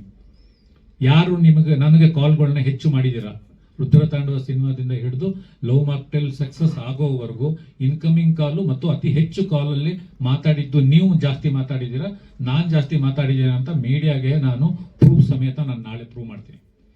ನಿಮಗೆ ಸಕ್ಸಸ್ ಆದಮೇಲೆ ನಿಮಗೇನೋ ತಲೆಗೇರಿದೆಯಾ? ನಾನು ನಿಮ್ಮ ಪರ್ಸನಲ್ ವಿಷಯಗಳನ್ನು ಸಾಕಷ್ಟು ಮಾತಾಡ್ಬೋದು, ಆದರೆ ನಾನು ಪರ್ಸನಲ್ ವಿಷಯಗಳನ್ನು ಸಾಕಷ್ಟು ಮಾತಾಡೋಕ್ಕೆ ಇಲ್ಲಿ ಬಂದಿಲ್ಲ. ಎಲ್ರಿಗೂ ಒಂದು ಫ್ಯಾಮಿಲಿ ಅನ್ನೋದೊಂದಿರುತ್ತೆ, ಎಲ್ರಿಗೂ ಮಕ್ಕಳು ಇರ್ತಾರೆ, ಎಲ್ರಿಗೂ ಅಪ್ಪ ಅಮ್ಮ ಅನ್ನೋದಿರುತ್ತೆ. ಜೀವನದಲ್ಲಿ ಎಲ್ಲೋ ಒಂದು ಸಣ್ಣ ತಪ್ಪುಗಳನ್ನು ನಾವು ಮಾಡಿರ್ತೀವಿ, ಹಂಗಂತ ಯಾವಾಗಲೂ ಹಂಗೆ ಇರೋದಿಲ್ಲ. ಇವತ್ತು ನನ್ನ ಹೆಂಡತಿ ಆ ಕ್ವಶನ್ ಕೇಳಿ ನನ್ನ ಹಿಂದೆ ಇದ್ದಾಗ ನನಗೆ ಎಷ್ಟು ನೋವಾಗಿರ್ಬೋದು ನನ್ನ ಮಗನ ಜೊತೆಗೆ, ನನ್ನ ಹೆಂಡತಿ ಜೊತೆಗೆ. ನಾವು ಬಂದಿರೋದು ಇಲ್ಲಿ ಒಂದೇ ಲವ್ ಮಾಕ್ಟೇಲ್ ಕಥೆಯ ಬಗ್ಗೆ ಮಾತ್ರ ಮಾತಾಡಕ್ಕೆ ನಾವು ಇಲ್ಲಿವರೆಗೂ ಬಂದಿರೋದು ಹೊರತು ಬೇರೆ ಯಾವ ವಿಷಯ ಮಾತಾಡೋಕ್ಕೂ ಇಲ್ಲಿ ಬಂದಿಲ್ಲ. ನಾನು ಅವರಿಗೆ ವಾಯ್ಸ್ ಮೆಸೇಜ್ ಸಮೇತ ಕಳಿಸಿದ್ದೀನಿ. ಆ ವಾಯ್ಸ್ ಮೆಸೇಜು ಅವ್ರ ಹತ್ರ ಇದೆ. ಅವ್ರು ಕಳಿಸಂದ್ರೆ ನಾಳೆ ನಿಮ್ಗೆ ಎಲ್ರಿಗೂ ಕಳಿಸ್ತೀನಿ. ನಾನು ಏನು ಹೇಳಿದ್ದೀನಿ ಅಂದರೆ, ನನಗೆ ಈ ಏನು ಅಲಿಗೇಷನ್ ಇದೆ ಇದರಿಂದ ಪ್ರಮೋಷನ್ ಬೇಡ, ಇದರಿಂದ ದುಡ್ಡು ಬೇಡ. ನಾನು ಕೇಳ್ತಾ ಇರೋದು, ಒಬ್ಬ ರೈಟರ್ಗೆ ವ್ಯಾಲ್ಯೂ ಕೊಡಿ. ಒಬ್ಬ ರೈಟರ್ ಕತೆ ಮಾಡಿದ್ದಾನೆ, ಅದಕ್ಕೆ 8 ತಿಂಗಳು 10 ತಿಂಗಳು ಅವನು ಶ್ರಮ ಹಾಕಿದ್ದಾನೆ, ಅದಕ್ಕೋಸ್ಕರ ಅವನಿಗೆ ನೀವು ಬೆಲೆ ಕೊಡಿ ಅಂತ ನಾನು ನಿಮಗೆ ಕೇಳಿದ್ದು. ಅದಾದ್ಮೇಲೆ ಇವರು ತಡ್ಕೊಳ್ಳದೆ ಇವರು ಒಂದು ಫೇಸ್ಬುಕ್ ಅಲ್ಲಿ ಪೋಸ್ಟ್ ಹಾಕಿದ್ರು. ಅದಾದ್ಮೇಲೆ ಅವ್ರ ಫ್ರೆಂಡ್ಸ್ಗಳು ಮತ್ತು ಅಲ್ಲಿರುವಂತ ಎಲ್ಲ ಕಮೆಂಟ್ಸ್ಗಳು ನೋಡಿಕೊಂಡು ಇನ್ನೊಂದು ಪೋಸ್ಟ್ ಹಾಕಿದ್ರು. ಅದಾದ್ಮೇಲೆ ಚೇಂಬರ್ಗೆ ನಾನು ಹೋಗಿದ್ದು ಒಂದೇ ಒಂದು ಕಾರಣ, ಯಾಕೆ ಅಂತಂದ್ರೆ ಚೇಂಬರ್ ಇರೋದು ಏನು ಅಂತಂದ್ರೆ ಒಂದು ಪ್ರೊಡ್ಯೂಸರು, ಡಿಸ್ಟ್ರಿಬ್ಯೂಟರ್ ಮತ್ತು ಎಕ್ಸಿಬಿಟರ್ಗೆ ಅಂತ ಪ್ರೊಡ್ಯೂಸರ್, ಈ 3 ಸೆಕ್ಟರ್ಗೋಸ್ಕರ ಚೇಂಬರು ವರ್ಕ್ ಮಾಡೋದು. ಆ ಕಥೆಯ ರೈಟ್ಸ್ ನಾನು ಪ್ರೊಡ್ಯೂಸರ್ ಆಗಿ ನನ್ನ ಜಿ ಸಿನಿಮಾಸ್ ಅಲ್ಲಿ ಇರೋದ್ರಿಂದ ನಾನು ಚೇಂಬರ್ಗೆ ಹೋಗಿ ಇವ್ರ ಜೊತೆಗೆ ಹೋಗಿ ನಾನು ಕಂಪ್ಲೇಂಟ್ ಕೊಟ್ಟೆ. ಅದು ಬಿಟ್ರೆ ನಾನು ಯಾವತ್ತು ಅವರು ಮಗು ಮೇಲೆ ಮತ್ತು ಅವ್ರ ಹೆಂಡತಿ ಮೇಲೆ ಪ್ರಮಾಣ ಮಾಡಿ ನಾನು ಕದ್ದಿಲ್ಲ, ನನ್ನ ಆತ್ಮಸಾಕ್ಷಿ ಇಲ್ಲ ಅಂತ ಹೇಳಿದಾಗ ನಾನು ಬಿಟ್ಬಿಟ್ಟೆ. ಆಯ್ತು ಬಿಡಿ, ನಿಮ್ಮ ಆತ್ಮಸಾಕ್ಷಿ ಇದು ಒಪ್ಕೊಳ್ಳಲ್ಲ ಅಂತಂದ್ರೆ ಬಿಟ್ಬಿಡಿ ಅಂತ ನಾನು ಬಿಟ್ಬಿಟ್ಟೆ. ಅದಾದ್ಮೇಲೆ ಇವರಿಗೆ ಫೋನ್ ಮಾಡಿ ಕಾಲ್ ಹೇಳ್ತಾರಂತೆ, ಗುರು ದೇಶಪಾಂಡೆ ನಿಮಗೆ ಕುಮ್ಮಕ್ ಕೊಟ್ಟಿದ್ದಾರೆ. ನನಗೇನು ಅದರ ಅವಶ್ಯಕತೆ ಇದೆ ಕುಮ್ಮಕ್ ಕೊಡುವಂತ? ರೈಟರು 8 ತಿಂಗಳು ಕಷ್ಟಪಟ್ಟಿದ್ದಾರೆ, ಅವ್ರದ್ದು ಒಂದು ಕತೆ ಹೋಯ್ತಲ್ಲ ಅಂತ ಆ ನೋವಲ್ಲಿ ಅವರು ಹಾಕಿದ್ದಾರೆ. ಇಷ್ಟೇ ಆಗಿರೋದು. ಅದ್ರ ಜೊತೆಗೆ ಸಾಕಷ್ಟು ಪರ್ಸನಲ್ ಅವರು ವಿಷಯಗಳ ಬಗ್ಗೆ ಮತ್ತು ಸಿನಿಮಾಗಳ ಬಗ್ಗೆ ಅವರು ಟಾರ್ಗೆಟ್ ಮಾಡಿದ್ದಾರೆ. ನಾನು ನಿಮ್ಮ ಹತ್ರ ದಯಮಾಡಿ ರಿಕ್ವೆಸ್ಟ್ ಮಾಡಿ ಹೇಳ್ತೀನಿ, ಇದು ಇನ್ನೂ ಮುಂದೆ ಹೊರದ್ರು ಮತ್ತು ಇದು ಮುಂದೆ ಕೇಸು ಏನ್ ಬೇಕಾದ್ರೂ ಅವ್ರ ಕೇಸ್ ಹಾಕಿ ನಾವು ಅದಕ್ಕೆಲ್ಲ ಪ್ರೂಫ್ ಇದೆ. ನಮ್ಮ ಹತ್ರ ಎಲ್ಲ ಪ್ರೂಫ್ ಇದೆ. ನಾವು ಕೋರ್ಟಿಗೂ ಹೋಗ್ತೀವಿ, ಎಲ್ಲಿಗೆ ಬೇಕಾದ್ರೂ ನಾವು ಅವ್ರ ಜೊತೆಗೆ ಹೋಗ್ತೀವಿ. ಇವಾಗ ನಾನು ಬರ್ಬೇಕಪ್ಪ ಅಂತಂದ್ರೆ ಚೇಂಬರ್ ಇಂದ ಒಂದು ಮೆಸೇಜ್ ಕಳಿಸಿದ್ದಾರೆ, ನೀವು ಕಂಪ್ಲೇಂಟ್ ಮಾಡಿದ್ರಿ 27 ಮಧ್ಯಾಹ್ನ 3 ಗಂಟೆಗೆ ಚೇಂಬರ್ ಅಲ್ಲಿ ಮೀಟಿಂಗ್ ಕರೆದಿದ್ದೀವಿ, ಬನ್ನಿ ಅಂತ ಕರೆದು ನಾನು 3 ಗಂಟೆಗೆ ಬರ್ತೀನಿ ಅಂತ ನಾನು ಹೇಳಿದ್ದೀನಿ. ಆದರೆ ಪರ್ಸನಲ್ ಟಾರ್ಗೆಟ್ ಮಾಡೋದು, ಅವ್ರಿಗೂ ಫ್ಯಾಮಿಲಿ ಇದೆ, ಅವ್ರಿಗೂ ಮಗು ಇದೆ, ಅವ್ರಿಗೂ ಅಪ್ಪ ಅಮ್ಮ ಇದ್ದಾರೆ, ಎಲ್ಲರೂ ಇದ್ದಾರೆ. ಪರ್ಸನಲ್ ವಿಷಯಗಳ ಬಗ್ಗೆ ಮಾತಾಡಬೇಡಿ ಅಂತ ಹೇಳ್ತಾ ಅವ್ರ ವೈಫ್ ಮಿಲನ್ ಅವ್ರ ಪಕ್ಕದಲ್ಲಿ ಕೂತ್ಕೊಂಡಿದ್ರು. ಟಾರ್ಗೆಟ್ ಮಾಡಬಾರ್ದು, ಪರ್ಸನಲ್ ವಿಷಯಗಳ ಬಗ್ಗೆ ಪರ್ಸನಲ್ ವಿಷಯಗಳು ಮಾಡಬಾರ್ದು ಅಂತ ಹೇಳಿ ಇವ್ರು ಎಷ್ಟು ಕಿಂಡಲ್ ಆಗಿ ನಮ್ಮನ್ನ ಮಾತಾಡಿದ್ರು ಅಂತ ನೀವೆಲ್ಲರೂ ಇದಕ್ಕೆ ಸಾಕ್ಷಿ ಇದ್ದೀರಾ. ಇದ್ರ ಜೊತೆಗೆ ಎಲ್ಲರಿಗೂ ನಾನು ನೀವೆಲ್ಲ ಯೂಟ್ಯೂಬ್ಗಳಲ್ಲಿ ಆಮೇಲೆ ಮೀಡಿಯಾಗಳಲ್ಲಿ ಎಲ್ಲ ಕಡೆ ನೀವು ನನ್ನ ಇಂಟರ್ವ್ಯೂಗಳಲ್ಲೆಲ್ಲ ಹಾಕಿದಾಗ ಸರ್ವೇ ಸಾಮಾನ್ಯ ಕಮೆಂಟ್ಸ್ಗಳು ಬರುತ್ತೆ. ಎಲ್ಲ ಕಮೆಂಟ್ಸ್ಗೂ ನಾನು ಒಂದೇ ಒಂದು ಆನ್ಸರ್ ಮಾಡೋದಂದ್ರೆ, ಹೌದು ನಾನು ರಿಮೇಕ್ ಮಾಡಿದ್ದೀನಿ. ನಾನು 5 ಸಿನಿಮಾ ರಿಮೇಕ್ಗಳು ಮಾಡಿದ್ದೀನಿ. ನನಗೆ ಯಾವ ಥರದ್ದು ಆ ಟೈಮಲ್ಲಿ ಅವಕಾಶಗಳು ಸಿಕ್ತೋ ಆ ಅವಕಾಶಗಳಿಗೋಸ್ಕರ ನಾನು ರಿಮೇಕ್ ಮಾಡಿದ್ದೀನಿ. ಎಷ್ಟು ಸಾಧ್ಯನೋ ಅಷ್ಟು ಕನ್ನಡತನವನ್ನ, ಕನ್ನಡ ಸಂಸ್ಕೃತಿಯನ್ನ, ಕನ್ನಡನ ಬಳಸ್ಕೊಂಡು ಸಿನಿಮಾಗಳನ್ನ ಮಾಡಿದ್ದೀನಿ. ನಾನು ರಾಜವಲ್ಲಿ ತಗೊಂಡ್ರೆ ಓಂ ಹಿಂದೂ ಗುರುತು ತಗೊಳ್ಳಿ, ಲಾಸ್ಟ್ ನಾನು ಪಡ್ಡೆ ಹುಲಿ ಸಿನಿಮಾ ಮಾಡಿದ್ರಲ್ಲಿ 5 ಜಾನಪದ ಸಾಂಗ್ಗಳನ್ನ ಬಳಸ್ಕೊಂಡು ಮಾಡಿದ್ದೀನಿ, ಮ್ಯಾಕ್ಸಿಮಮ್ ಮಾಡಿದ್ದೀನಿ. ನಾನು ಯಾವಾಗ ನಿರ್ಮಾಪಕನಾದೆ, ಜೆಂಟಲ್ಮ್ಯಾನ್ ಅಂತ ಒಂದು ಸಿನಿಮಾನ ಜಡೇಶ್ ನನ್ನ ಜೊತೆಗೆ 10 ವರ್ಷದಿಂದ ಕೆಲಸ ಮಾಡ್ತಾ ಇದ್ರು, ಅವರಿಗೆ ಕೆಲಸ ಕೊಟ್ಟೆ. ಅದಾದ್ಮೇಲೆ ಇವಾಗ ರಾಮರಸನೂ ಮಾಡ್ತಾ ಇದ್ದೀನಿ, 4 ಸಿನಿಮಾಗಳನ್ನು ಮಾಡಿದ್ದೀನಿ. ನನಗೆ ಯಾವಾಗ ನಾನು ಅವಕಾಶಗಳನ್ನು ಕೊಡೋ ಪರಿಸ್ಥಿತಿ ಬಂದಾಗ ನಾನು ರಿಮೇಕ್ಗಳನ್ನ ಮಾಡಿಲ್ಲ. ರಿಮೇಕ್ ತಪ್ಪು ಅಂತ ನಾನು ಇವತ್ತು ವಾದ ಮಾಡ್ತಾ ಇಲ್ಲ. ಆದ್ರೆ ನನ್ನ ವಿಡಿಯೋಗಳಿಗೆಲ್ಲ ಏನ್ ಬರೀತಾರೆ ಅಂತಂದ್ರೆ ಕಮೆಂಟ್ಸ್ ಅಲ್ಲಿ ರಿಮೇಕ್ ರಾಜ. ಹೌದ್ರಿ, ಬದುಕಕ್ಕೂ ಇಲ್ಲ ನನ್ನನ್ನು ನಾನು ಪ್ರೂವ್ ಮಾಡ್ಕೊಳ್ಳೋಕೋಸ್ಕರ ಅವತ್ತು ಮಾಡಿದ್ದೀನಿ. ಆದ್ರೆ 2020 ಇಂದ ಇವತ್ತು 26 6 ವರ್ಷ ನಾನು ಸೊಮೆಕ್ ಸಿನಿಮಾಗಳನ್ನ ಪ್ರೊಡ್ಯೂಸ್ ಮಾಡ್ಕೊಂಡೇ ಬಂದಿದ್ದೀನಿ. ಅದ್ರ ಜೊತೆಗೆ ಇನ್ನೊಂದು ಯಾವತ್ತೋ ಒಂದು ನಡೆದಿರೋ ಇನ್ಸಿಡೆಂಟ್ ಇಟ್ಕೊಂಡು ನನ್ನನ್ನು ಪರ್ಸನಲ್ ಟಾರ್ಗೆಟ್ ಮಾಡ್ತಾ ಇದ್ರು. ದಯವಿಟ್ಟು ಪರ್ಸನಲ್ ಟಾರ್ಗೆಟ್ನ ಬಿಟ್ಬಿಟ್ಟು, ಕೆಲವು ಸತಿ ಏನೇನೋ ತಪ್ಪುಗಳು ಆಗಿರ್ತವೆ, ಅದನ್ನ ಬಿಟ್ಟು ಸುಧಾರಿಸ್ಕೊಂಡು ಒಳ್ಳೆಯವರಾಗಿ ಇನ್ನೂ ಒಂದು ಒಳ್ಳೆ ಸಿನಿಮಾಗಳನ್ನ ಮಾಡೋಣ, ಒಂದು ಶಕ್ತಿ ಮೀರಿ ಕೆಲಸಗಳನ್ನ ಮಾಡೋಣ ಅಂತ ನಾವು ಬಂದಿದ್ದೀವಿ. ನಿಮ್ಮೆಲ್ಲರೂ ಸಪೋರ್ಟ್ ಇರುತ್ತೆ ಅಂತ ಅನ್ಕೊಂಡಿದ್ದೇನೆ. ನಿಮ್ದೇನು ಕ್ವಶನ್ಗಳಿದ್ರೆ ದಯವಿಟ್ಟು ಕೇಳಿ. ಅವಾಗ ಒರಿಜಿನಲ್ ಫಾದರ್ಸ್ ಬಂದು ಈ ಮಗುನ ನನಗೆ ವಾಪಸ್ ಕೊಡಿ ಅನ್ನೋದು ಕೋರ್ ಪಾಯಿಂಟ್ ಇತ್ತು. ಈ ಕೋರ್ ಪಾಯಿಂಟ್ ದೈವ ತಿರುಮಗಳಲ್ಲ. ಈ ಕೋರ್ ಪಾಯಿಂಟ್ ಕೂಡಲ ಸಂಗಮ ನಾವು ಮಾಡ್ಕೊಂಡಿರೋ ಕತೆ ಮತ್ತು ಲವ್ ಮಾಕ್ಟೆಲ್ 3 ಇವೆರಡರದ್ದು ಕೋರ್ ಪಾಯಿಂಟ್. ಆತ್ಮ 2 ಒಂದೇ, ಡೆಕೋರೇಷನ್ ಬೇರೆ ಬೇರೆ ಇದೆ. ಮತ್ತೆ ಅದನ್ನ ಹೇಳ್ತೀನಿ, ಮತ್ತೆ ಅವರು ಬೆಳಿಗ್ಗೆ ಅದನ್ನ ಹೇಳಿದ್ರು, ಸೀನು ಬೇರೆ ಇದೆ, ಲೊಕೇಶನ್ ಬೇರೆ ಇದೆ, ಕ್ಯಾರೆಕ್ಟರ್ ಬೇರೆ, ಡೈಲಾಗ್. ಹೌದು ಸ್ವಾಮಿ, ನೀವು ಹೇಳೋದೆಲ್ಲ ಸತ್ಯ. ಆದ್ರೆ ಒಂದು ಸಿನಿಮಾಗೆ ಆತ್ಮ ಅನ್ನೋದೊಂದು ಇರುತ್ತಲ್ಲ, ಕೋರ್ ಪಾಯಿಂಟ್ ಅನ್ನೋದೊಂದು ಇರುತ್ತಲ್ಲ, ಆ ಕೋರ್ ಪಾಯಿಂಟ್ ನಮ್ದು ಅಲಿಗೇಷನ್ ಇರೋದೇ ಇಂಟ್ರೋಲ್ ಬ್ಲಾಕ್ ಏನಿದೆಯಲ್ಲ, ನಮ್ದು ಇಂಟ್ರೋಲ್ ಬ್ಲಾಕ್ ಇಂದ ಹಿಡಿದು ಕ್ಲೈಮ್ಯಾಕ್ಸ್ ವರೆಗೂ ನನ್ನ ಕತೆ ಅದು. ನಿಮ್ಮ ಪಾತ್ರಗಳು ಬೇರೆ ಬೇರೆ ಸೃಷ್ಟಿ ಮಾಡ್ಕೊಂಡಿದ್ದಾರೆ, ಆದ್ರೆ ಅಲ್ಲಿ ಏನು ಕೋರ್ ಪಾಯಿಂಟ್ ಇದೆಯಲ್ಲ, ಆ ಕೋರ್ ಪಾಯಿಂಟ್ ನಮ್ದು. ಅದು ನಮ್ದರಿಂದನೇ ನೀವು ಇನ್ಸ್ಪೈರ್ ಆಗಿ ಮಾಡಿರೋದು. ಇದು ಖಂಡಿತವಾಗ್ಲೂ ಹೌದು. ಇದನ್ನ ನಾವು ಕೋರ್ಟಲ್ಲಿ ನಿರೂಪಣೆ ಮಾಡೇ ಮಾಡ್ತೀವಿ, ಇದನ್ನ ಪ್ರೂವ್ ಮಾಡೇ ಮಾಡ್ತೀವಿ ಕೋರ್ಟಲ್ಲಿ. ಈಗ ನಿಮ್ಮ ಸಿನಿಮಾ ಅಂದ್ರೆ ರಾಮರಸ ರಿಲೀಸ್ ಆಗ್ತಾ ಇದೆ, ಅದಕ್ಕೋಸ್ಕರ ಅದೇ ಆ ಸಿನಿಮಾದ ಪ್ರಚಾರಕ್ಕೋಸ್ಕರ ನಮ್ಮ ಸಿನಿಮಾವನ್ನ ಬಳಸ್ಕೊಳ್ತಾ ಇರೋದು ಎಷ್ಟು ಸರಿ ಅನ್ನೋ ರೀತಿಯ ಮಾತು ಬಂತು ಪ್ರೆಸ್ ಮೀಟ್ ಅಲ್ಲಿ ಕೇಳಿಸ್ಕೊಂಡ್ರೆ ಅಂತ. ನಾನು ಒಂದು ವಿಷಯ ಹೇಳ್ತೀನಿ ಕೇಳಿ. ನಮ್ದು 2019 ಡಿಸೆಂಬರ್ 31 ಇಲ್ಲ 2020 ಜನವರಿ 31 ಲವ್ ಮಾಕ್ಟೆಲ್ 1 ರಿಲೀಸ್ ಆಯಿತು. 2020 ಫೆಬ್ರವರಿ 7 ಜೆಂಟಲ್ಮೆನ್ ಸಿನಿಮಾ ರಿಲೀಸ್ ಆಯಿತು. ಓಕೆ, 2000 ಫೆಬ್ರವರಿ 6 ಗುರುವಾರ ಲವ್ ಮಾಕ್ಟೆಲ್ ಅಷ್ಟು ಶೋಗಳನ್ನ ಕ್ಯಾನ್ಸಲ್ ಮಾಡಿದ್ರು. 2020 ನಮ್ಮ ಮ್ಯೂಸಿಕ್ ಡೈರೆಕ್ಟರ್ ಆದಂತ ರಘು ದೀಕ್ಷಿತ್ ಅವರು ನನ್ನ ಫ್ಯಾನ್ಸ್ಗಳೆಲ್ಲ ಬಂದು ಫೋಟೋ ತೆಗೆಸ್ಕೊಳ್ತೀರಾ, ಆದ್ರೆ ಸಿನಿಮಾಗಳು ನೋಡಕ್ ಬರಲ್ಲ ಅಂತ ಅವರು ತುಂಬಾ ಎಮೋಷನಲ್ ಆಗಿ ಆ ಸಿನಿಮಾನ ಮಾತಾಡಿದ್ರು. ಅದು ತುಂಬಾ ವೈರಲ್ ಆಯ್ತು. ಅದಾದ್ಮೇಲೆ ಸಿನಿಮಾ ಇದೆ. ಆ ತರ ಪಬ್ಲಿಸಿಟಿ ಮಾಡಿ ನನ್ನ ಸಿನಿಮಾನ ರಾಮರಸ ಗೆಲ್ಸ್ಕೊಳ್ಳೋಂಥ ಅವಶ್ಯಕತೆ ನನಗಿಲ್ಲ. ರಾಮರಸಗೆ ಸಪ್ರೇಟ್ ಆದಂಥ ಒಂದು ತಾಕತ್ತಿರುತ್ತೆ. ಅದು ಕತೆ ಸ್ಟ್ರಾಂಗ್ ಇರುತ್ತೆ, ಅದರಲ್ಲಿರೋ ನಟರು ಸ್ಟ್ರಾಂಗ್ ಇರ್ತಾರೆ. ಒಳ್ಳೆ ಕತೆ ಆದರೆ ಜನ ಗೆಲ್ಲಿಸ್ತಾರೆ. ನಂದೇ ಪೆಂಟಗನ್ನು ಸಾಕಷ್ಟು ಬೇರೆ ಬೇರೆ ವಿಷಯಗಳಿಗೆ ಪ್ರಚಾರ ಸಿಕ್ತು. ಅದಕ್ಕಿಂತ ಮುಂಚೆ ಲವ್ ರಚ್ಚುಗೂ ಸಾಕಷ್ಟು ಬೇರೆ ಬೇರೆ ರೀತಿಯ ಪ್ರಚಾರ ಸಿಕ್ತು. ಆದ್ರೆ ಜನ ಬಂದು ಏನು ಸಿನಿಮಾ ನೋಡಿಲ್ಲ. ಈ ತರ ನೆಗೆಟಿವ್ ಪ್ರಮೋಷನ್ ಮಾಡೋದ್ರಿಂದನೋ ಇವ್ರ ಹೆಸರು ಹೇಳ್ಕೊಂಡು ನನ್ನ ಸಿನಿಮಾನ ಪ್ರಮೋಷನ್ ಮಾಡ್ಕೊಳ್ಳೋದ್ರಿಂದನೋ ಜನ ಬಂದು ಥಿಯೇಟರ್ಗೆ ಬಂದು ಸಿನಿಮಾ ನೋಡ್ತಾರೋ ಅನ್ನೋ ಅಷ್ಟು ಮುಟ್ಟಾಳ ನಾನೇನಲ್ಲ. ಸರ್, ಈಗ ಡೆಫಾಮೇಷನ್ ಕೇಸ್ ತಯಾರಾಗಿದೆ. ಎಲ್ಲರೂ ಕೂಡ ಇಂಡಸ್ಟ್ರಿ ಅವ್ರಿಗೂ ಈ ಪ್ರಶ್ನೆ ಇದಾಗಿದೆ. ಈಗ ಮಧ್ಯಸ್ಥಿಕೆ ವಹಿಸಿ ಯಾರು ನಿಮ್ಗೆ ಕಾಂಪ್ರಮೈಸ್ ಮಾಡೋಕ್ಕೆ ಮುಂದಾದ್ರೆ ಏನ್ ನಿರ್ಧಾರ? ನೋಡಿ, ನಾನು ಅವರಿಗೆ ವಾಯ್ಸ್ ಮೆಸೇಜ್ ಕಳಿಸಿದ್ದೀನಿ. ಆ ವಾಯ್ಸ್ ಮೆಸೇಜ್ ಸಾಧ್ಯ ಆದರೆ ಅವರಿಂದನೇ ನೀವು ತರಿಸ್ಕೊಳ್ಳಿ.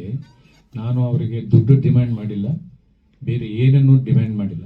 ನಾನು ಕೇಳ್ತಾ ಇರೋದು ಕತೆ ನಮ್ಮಿಂದ ಇನ್ಸ್ಪೈರ್ ಆಗಿದೆ, ಅದಕ್ಕೇನು ಕೊಡಬೇಕು ಅದನ್ನು ಕೊಟ್ಬಿಡಿ, ಅಷ್ಟೇ ನಾನು ಕೇಳಿದ್ದು. ಅದನ್ನ ಚೇಂಬರಲ್ಲಿ ಡಿಸೈಡ್ ಮಾಡಿಬಿಟ್ಟು ಅದಕ್ಕೆ ಸಮರ್ಥವಾದಂಥ ಒಂದು ಅವರು ಕೇಳಿದ್ರೆ ನಮಗೂ ಸ್ಯಾಟಿಸ್ಫೈ ಆದರೆ ನಾವು ಹಾಕ್ತೀವಿ, ನಮಗೇನಿಲ್ಲ. ಅವ್ರು ಕೇಸ್ ಹಾಕ್ತೀನಿ ಅಂತ ಓಡಾಡ್ತಾ ಇರೋದು. ನಾನು ಇಲ್ಲಿವರೆಗೂ ನಾನು ಬಿಟ್ಬಿಟ್ಟೆ. ಯಾವಾಗ ಅವ್ರ ಮಗಳ ಮೇಲೆ ಅವರು ಹೆಂಡತಿ ಮೇಲೆ ಪ್ರಮಾಣ ಮಾಡಿದ್ರು, ನಾನು ಅವತ್ತು ಬಿಟ್ಬಿಟ್ಟೆ. ಅದನ್ನ ಈ ವಿಷಯನ ಬಿಟ್ಬಿಟ್ಟೆ. ಆಯ್ತು, ನಿಮ್ಗೆ ಆತ್ಮಸಾಕ್ಷಿ ಒಪ್ಕೊಳ್ಳಲ್ಲ ಅಂತಂದ್ಮೇಲೆ ಬಿಡಿ ಅಂತ ಬಿಟ್ಬಿಟ್ಟೆ. ನಾನು ಆತ್ಮಸಾಕ್ಷಿ ಒಪ್ಕೊಂಡಿಲ್ಲ ಅಂದ್ಮೇಲೆ ಏನ್ ಮಾಡೋಣ? ಏನ್ ಕೇಸು ಏನಿದು? ನಾನು ಬಿಟ್ಬಿಟ್ಟೆ. ಅದಾದ್ಮೇಲೆ ಒಬ್ಬ ರೈಟರ್ ಆಗಿ ಅವ್ರ ಫೇಸ್ಬುಕ್ ಅಲ್ಲಿ ಮತ್ತು ಅವ್ರು ಬರೆದಿರೋ ಉದ್ದೇಶ ಒಂದೇ ಇದೆ. ಆ ಫೇಸ್ಬುಕ್ ಅಲ್ಲಿ ನೀವೆಲ್ಲರೂ ಓದಿದಾರ ಅನ್ಸುತ್ತೆ. ನಾವು ಡಾರ್ಲಿಂಗ್ ಕೃಷ್ಣ ಅವ್ರ ಬಗ್ಗೆ ನಾವೇನು ಅದ್ರಲ್ಲಿ ಬರ್ದಿರ್ಲಿಲ್ಲ. ನಾವು ಬರ್ದಿರೋದು ಒಂದೇ ವಿಷಯ. ಇನ್ನು ಮೇಲೆ ದಯವಿಟ್ಟು ಯಾರಿಗಾದ್ರೂ ಕತೆ ಹೇಳ್ಬೇಕಪ್ಪ ಅಂತಂದ್ರೆ ಒಂದು ಕ್ಯಾಮ್ರಾ ತಗೊಂಡೋಗಿ ಗ್ರೀನ್ ಮ್ಯಾಟ್ ತಗೊಂಡೋಗಿ ಹಿಂದೆ ಗ್ರೀನ್ ಮ್ಯಾಟ್ ಹಾಕ್ಬಿಟ್ಟು ಒಂದು 3 ಕ್ಯಾಮ್ರಾ ಇಟ್ಬಿಟ್ಟು ಕತೆ ಹೇಳಿ. ಯಾಕೆ ಅಂದ್ರೆ ಯಾರಿಗ್ ಗೊತ್ತು? ನಮ್ಮ ಕತೆನೇ ಹೇಳಿಲ್ಲ ಅಂತಂದ್ರೆ ಮೋಸ ಮಾಡಿದ್ರೆ ಏನ್ ಮಾಡೋಣ ನಾವು?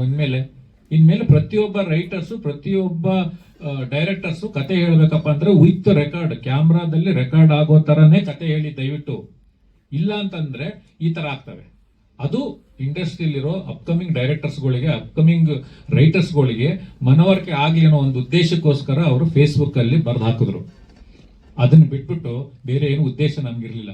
ಅದಾದ್ಮೇಲೆ ಅವರು ಬೇರೆ ಬೇರೆ ಪೇಪರು ಮತ್ತು ನ್ಯೂಸ್ ಪೇಪರ್ ಅವ್ರು ಹೇಳ್ತಾರೆ ಏನೋ ಹೆಡ್ಲೈನ್ ಬಗ್ಗೆ ಹೇಳಿದ್ರಲ್ಲ, ಏನು ಅಲ್ಲ, ಯಾವ್ದೋ ಹೆಡ್ಲೈನ್ ಬರ್ಸ್ಕೊಳಕ್ಕೂ ಒಂದೇನೋ ಇರ್ಬೇಕಂತ ಏನ್ ಹೇಳಿದ್ರು ಅವರು? ಏನೋ ಹೆಡ್ಲೈನ್ ಬರ್ಸ್ಕೊಳಕ್ಕೂ ಯೋಗ್ಯತೆ ಇರ್ಬೇಕಂತೆ. ನೋಡಿ, ಇಂಥ ಉಡಾಪೆಗಳನ್ನು ಮಾತಾಡ್ತಾರೆ. ನಾವು ನನ್ನ ಸಿನಿಮಾದಲ್ಲಿ ರಾಜಾವಲಿಯಲ್ಲಿ ಅದಕ್ಕಿಂತ ಮುಂಚೆ ವಾರಸ್ದಾರ ಮಾಡದೆ ರವಿ ಬೆಳಗೆರವ್ರು ಆಕ್ಟ್ ಮಾಡಿದ್ರು. ರಾಜಾವಲಿಯಲ್ಲಿ ಹಂಸಲೇಖ ಸರ್ ನನ್ನ ಜೊತೆ ಟ್ರಾವೆಲ್ ಮಾಡಿದ್ರು. ರುದ್ರತಾಂಡವದಲ್ಲಿ ಗಿರೀಶ್ ಕಾರ್ನಾಡ್ ಅವರು ಟ್ರಾವೆಲ್ ಮಾಡಿದ್ರು. ಜಾನ್ ಜಾನಿ ಜನರದಲ್ಲಿ ಮಾಲಾಶ್ರೀ ಮೇಡಮ್ ಅವರು ಟ್ರಾವೆಲ್ ಮಾಡಿದ್ರು. ಆಮೇಲೆ ನಾನು ಪಡ್ಡೆ ಹುಲಿಯಲ್ಲಿ ರವಿ ಸರ್ ಆಕ್ಟ್ ಮಾಡಿದ್ರು, ಅಪ್ಪು ಸರ್ ಆಕ್ಟ್ ಮಾಡಿದ್ರು, ರಕ್ಷಿತ್ ಶೆಟ್ಟಿ ಅವ್ರು ಆಕ್ಟ್ ಮಾಡಿದ್ರು. ಇವೆಲ್ಲ ನಾವು ಮಾಡ್ಕೊಂಡು ಬಂದಿದ್ದೀವಿ ನಮ್ಮ ಜೀವನದಲ್ಲಿ. ಅವ್ರ ಸಿನಿಮಾ ಲವ್ ಮಾಕ್ಟೆಲ್ ಎಲ್ಲಿಂದ ಫಸ್ಟ್ ಪಾರ್ಟ್ ಇನ್ಸ್ಪೈರ್ ಆದ್ರು ಅಂತ ನನಗೆ ಆ ಸಿನಿಮಾ ನೋಡ್ಕೊಂಡು ಬರ್ಬೇಕಾದ್ರೆ ಫೋನ್ ಮಾಡಿ ಹೇಳಿದ್ರು. 96 ಸಿನಿಮಾ ನೋಡ್ಕೊಂಡು ಬರ್ತಾ ಇದ್ದೀನಿ, ನನಗೊಂದು ಕತೆ ಹೊಳಿತಾ ಇದೆ, ಆ ಕತೆನೇ ಲವ್ ಮಾಕ್ಟೆಲ್ ಅಂತ ನನ್ನ ಹತ್ರ ನೇರವಾಗಿ ಅವ್ರು ಹೇಳಿದ್ರು ಫೋನಲ್ಲಿ. ಅವ್ರು ಎಲ್ಲಿಂದ ಇನ್ಸ್ಪೈರ್ ಆದ್ರು ಅಂತ ಅವರೇ ನನ್ನ ಹತ್ರ ಹೇಳಿರೋದು. ಇವತ್ತು ನಮ್ಮ ಕಥೆಯನ್ನ ಕೂತ್ಕೊಂಡು 4 ವರ್ಷ ಶ್ರಮ ಹಾಕಿ ಬರೀತೀವಿ ಅಂತ ಅವ್ರು ಹೇಳ್ತಾ ಇದ್ದಾರೆ. ರೈಟರ್ಸ್ ಬಗ್ಗೆ ಕೀಳಾಗಿ, legendary writers, legendary directors remake ಮಾಡಿರೋ ಹಿಸ್ಟ್ರಿ ನಮ್ಮಲ್ಲಿ ತುಂಬಾ ಇದೆ. ನಾವು ರಿಮೇಕ್ ಮಾಡಿದ್ವಿ ಅಂತ ಅಂದ ತಕ್ಷಣನೇ ಡೈರೆಕ್ಟರ್ಸ್ ಅಲ್ಲ, ರೈಟರ್ಸ್ ಅಲ್ಲ ಅನ್ನೋದು ಅದಲ್ಲ. ಅದಾದ್ಮೇಲೆ ಇನ್ನು ತುಂಬಾ ನೋವಿನ ಸಂಗತಿ ಏನಂತಂದ್ರೆ, ಅವರು ಮನೆಗೆ ಯಾರನ್ನ ಸೇರಿಸ್ಬೇಕು ಅನ್ನೋದು ತುಂಬಾ ತುಂಬಾ ಬೇಜಾರಾಗಿದೆ. ಇದು ವಾಪಸ್ ರಿಟರ್ನ್. ನಾನು ಅವತ್ತು ಅವ್ರಿಗೆ ಫೋನ್ ಮಾಡಿ ಹೇಳಿದೆ, ಕರ್ಮ ಅನ್ನೋದು ವಾಪಸ್ ಬಂದೇ ಬರುತ್ತೆ ರೀ. ನಿಮ್ದು ತಪ್ಪೋ ನಂದು ತಪ್ಪೋ, ಕರ್ಮ ಅನ್ನೋದು ವಾಪಸ್ ಬರುತ್ತೆ. ನೀವು ತಪ್ಪು ಮಾಡಿದ್ರೆ ನಿಮಗೆ ಬರುತ್ತೆ, ನಾನು ತಪ್ಪು ಮಾಡಿದ್ರೆ ನನಗೆ ಬರುತ್ತೆ ಕರ್ಮ. ನೀವೆಲ್ಲರೂ ಸಾಕ್ಷಿಯಾಗೇ ಇರ್ತೀರ ಇಲ್ಲೇ.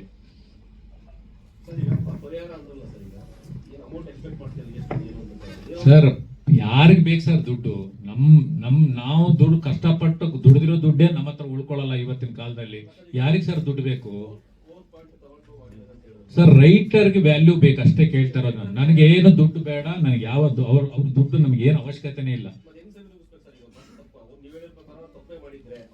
ಒಪ್ಕೊಂಡಿದ್ರೆ ಕೋರ್ ರೈಟರ್ ಆಗಿ ಹೆಸರು ಕೊಡಕ್ಕೆ ಹೇಳಿ, ಲವ್ ಮಾಕ್ಟೆಲ್ ಇದರಲ್ಲಿ ಟೈಟಲ್ ಅಲ್ಲಿ ಅಷ್ಟೇ ಕೇಳ್ತಾರೆ. ಹೌದು, ರೈಟರ್ ಆಗಿ ಕೋರ್ ರೈಟರ್ ಆಗಿ ರಾಘವೇಂದ್ರ ನಾಯಕ್ ಅವರಿಗೆ ಕೋರ್ ರೈಟರ್ ಆಗಿ ಸ್ಪೇಸ್ ಕೊಡಕ್ಕೆ ಹೇಳಿ. ಅವ್ರು ನಿಜವಾಗ್ಲೂ ಆತ್ಮಸಾಕ್ಷಿ ಇತ್ತು ಅಂತಂದ್ರೆ.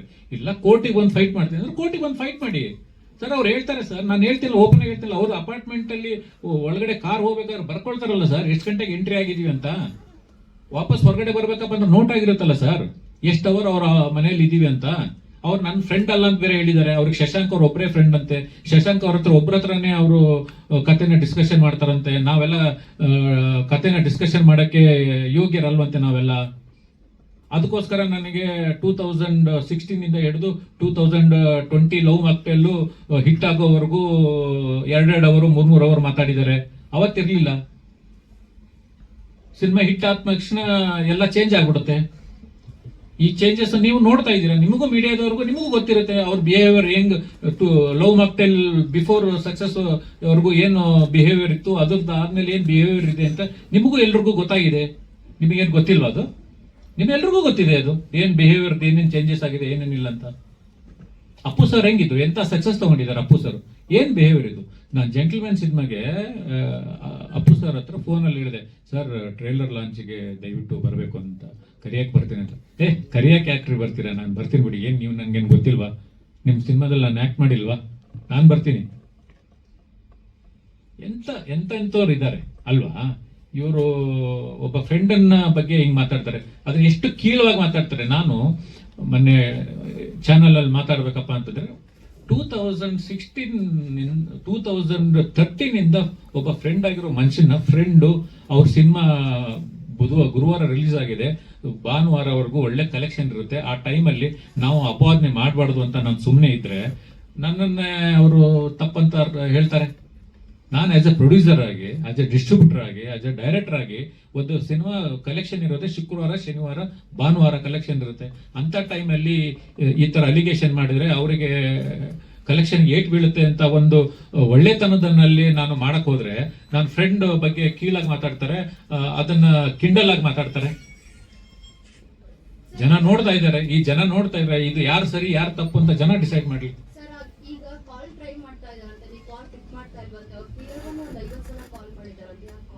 ಮೇಡಮ್ ಅವರು ಮೆಸೇಜ್ ಹಾಕಿದ್ದಾರೆ ರಾಘವೇಂದ್ರ ನಾಯಕ್ ಅವರಿಗೆ, ಏನು ಅಂತಾರೆ, ನಿಮ್ಮ ಅಡ್ರೆಸ್ ಕಳಿಸಂತ. ಅಡ್ರೆಸ್ ಕಳ್ಸಕ್ಕೆ ಫೋನ್ ಮಾಡ್ತಾ ಇದಾರೆ ಅಂತ ಅವರು. ಮೇಡಮ್ ನಾನು ಇವಾಗ ಅಡ್ರೆಸ್ ಕಳಿಸ್ಬಿಟ್ಟು ನಾಳೆ ಬ್ಲಾಕ್ ಮೇಲ್ ಮಾಡಕ್ಕೆ ಹುಡುಗರನ್ನ ಕಳಿಸ್ಬಿಟ್ರೆ ಏನ್ ಮಾಡೋದು ಮೇಡಮ್? ನಾವ್ಯಾಕೆ ಅಡ್ರೆಸ್ ಕಳ್ಸೋಣ ಮೇಡಮ್? ಇವತ್ತು ವಾಟ್ಸ್ಆಪ್ ಅಲ್ಲೇ ಕಳಿಸಬಹುದು ನೋಟಿಸು. ಅವ್ರಿಗೆ ಅಕಸ್ಮಾತ್ ಕೇಸ್ ಹಾಕ್ಲೇಬೇಕು ಅಂತ ಏನಾದ್ರು ಇತ್ತಂದ್ರೆ ವಾಟ್ಸ್ಆಪ್ ಅಲ್ಲಿ ನೋಟಿಸ್ ಕಳಿಸ್ಲಿ. ಅಡ್ರೆಸ್ ಹಾಕ್ಬೇಕು ಮೇಡಮ್ ಅವ್ರಿಗೆ.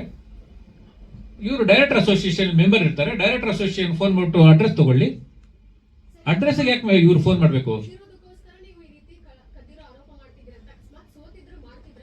ಮೇಡಮ್? ನಮ್ ಬುಧವಾರ ಪೇಡ್ ಪ್ರೀಮಿಯರ್ ಶೋ ಮುಗಿಸ್ಕೊಂಡು ಬಂದ ತಕ್ಷಣನೇ ಅವರಿಗೆ ಮೆಸೇಜ್ ಹಾಕಿದ್ದೀನಿ ಅಂತ ಹೇಳ್ತಾ ಇದ್ದೀನಲ್ಲ ಮೇಡಮ್. ಬುಧವಾರ 10 ಗಂಟೆಗೆ ಶೋ ನೋಡಿದ್ದೀನಿ, 12:53 ಅವ್ರಿಗೆ ಮೆಸೇಜ್ ಹಾಕಿದ್ದೀನಿ ಅಂತಂದ್ರೆ ಸೋತ ಗೆತ್ತ ಅಂತ ಹೆಂಗ್ ಡಿಸೈಡ್ ಆಗುತ್ತೆ ಅವತ್ತಿಗೆ?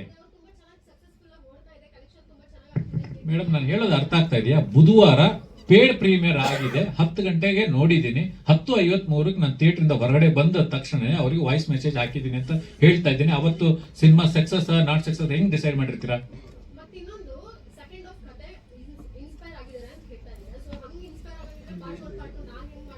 ಮೇಡಮ್? ಒಂದು ಸೂಕ್ಷ್ಮ ನಿಮ್ಗೆ ಹೇಳೋದಲ್ವಾ, ಒಂದು ಆಶ್ರಮದಿಂದ ಮಗುನ ನೀವು ನಾಳೆ ನೀವು ಒಂದ್ಸತಿ ಗೂಗಲ್ ಅಲ್ಲಿ ಹೋಗೋ, ಇಲ್ಲಪ್ಪ ಚೈಲ್ಡ್ ಇದ್ರದ ಹತ್ರ ಹೋಗಿ ದಯವಿಟ್ಟು ರಿಸರ್ಚ್ ಮಾಡಿ. ಲೀಗಲ್ ಅಡಾಪ್ಷನ್ ಮಾಡ್ಕೊಂಡ ಮೇಲೆ ಅವನಿಗೆ ಹೆಂಗೆ ಅವ್ರು ಕೇಸ್ ತಗೊಳ್ತಾರೆ, ಜಡ್ಜ್ ಹೆಂಗ್, ಕೋರ್ಟ್ ಹೆಂಗ್ ಕೇಸ್ ತಗೊಳ್ತಾರೆ, ಅದು ಅವ್ರ ಹತ್ರ ಮಾತಾಡಕ್ ಹೋದ್ರೆ ಅವರು ಸರ್ ಅದೆಲ್ಲ ನಡೆಯಲ್ಲ. ಅವ್ರು ಅದನ್ನ ಹೇಳಿದೆ ನಾನು ಅವ್ರಿಗೆ, ನೀವು ಅಡಾಪ್ಟ್ ಮಾಡ್ಕೊಂಡ್ರೋ ಮಗು, ನೀವು ಅಡಾಪ್ಟ್ ಮಾಡ್ಕೊಂಡಿದ್ದೀರ ಅಂತಾನೆ ಒರಿಜಿನಲ್ ಪೇರೆಂಟ್ಸ್ ಗೊತ್ತಾಗಲ್ಲ. ಇವಾಗ ರಾಜ್ಕುಮಾರ್ ಅಣ್ಣವ್ರದ್ದು ಕಣ್ಣು ಯಾರು ಕೊಟ್ಟಿದಾರೆ ಅಂತ ನಮ್ಗೆ ಯಾರಿಗಾದ್ರು ಗೊತ್ತಿದೆಯಾ? ಅಡಾಪ್ಟೇಷನ್ ಮಾಡ್ಕೊಂಡು ಆದ್ಮೇಲೆ ಆ ಮಗು ಎಲ್ಲಿದೆ, ಯಾರಿಗೆ ಕೊಟ್ಟಿದೀವಿ ಅಂತ ಅವರು ಹೇಳೋದೇ ಇಲ್ಲ ಯಾರಿಗೂ. ಇವ್ರು ಹೇಳ್ತಾರೆ ಸಿನಿಮಾದಲ್ಲಿ, ಇವ್ರು ಡೈರೆಕ್ಟ್ ಬಂದು ಇವ್ರ ಮೇಲೆ ಅವ್ರು ಕೇಸ್ ಹಾಕ್ಬಿಡ್ತಾರಂತೆ. ಯಾವ ಕತೆ? ರಾಘವೇಂದ್ರ ನಾಯಕ್ ಅವ್ರ ಕತೆ.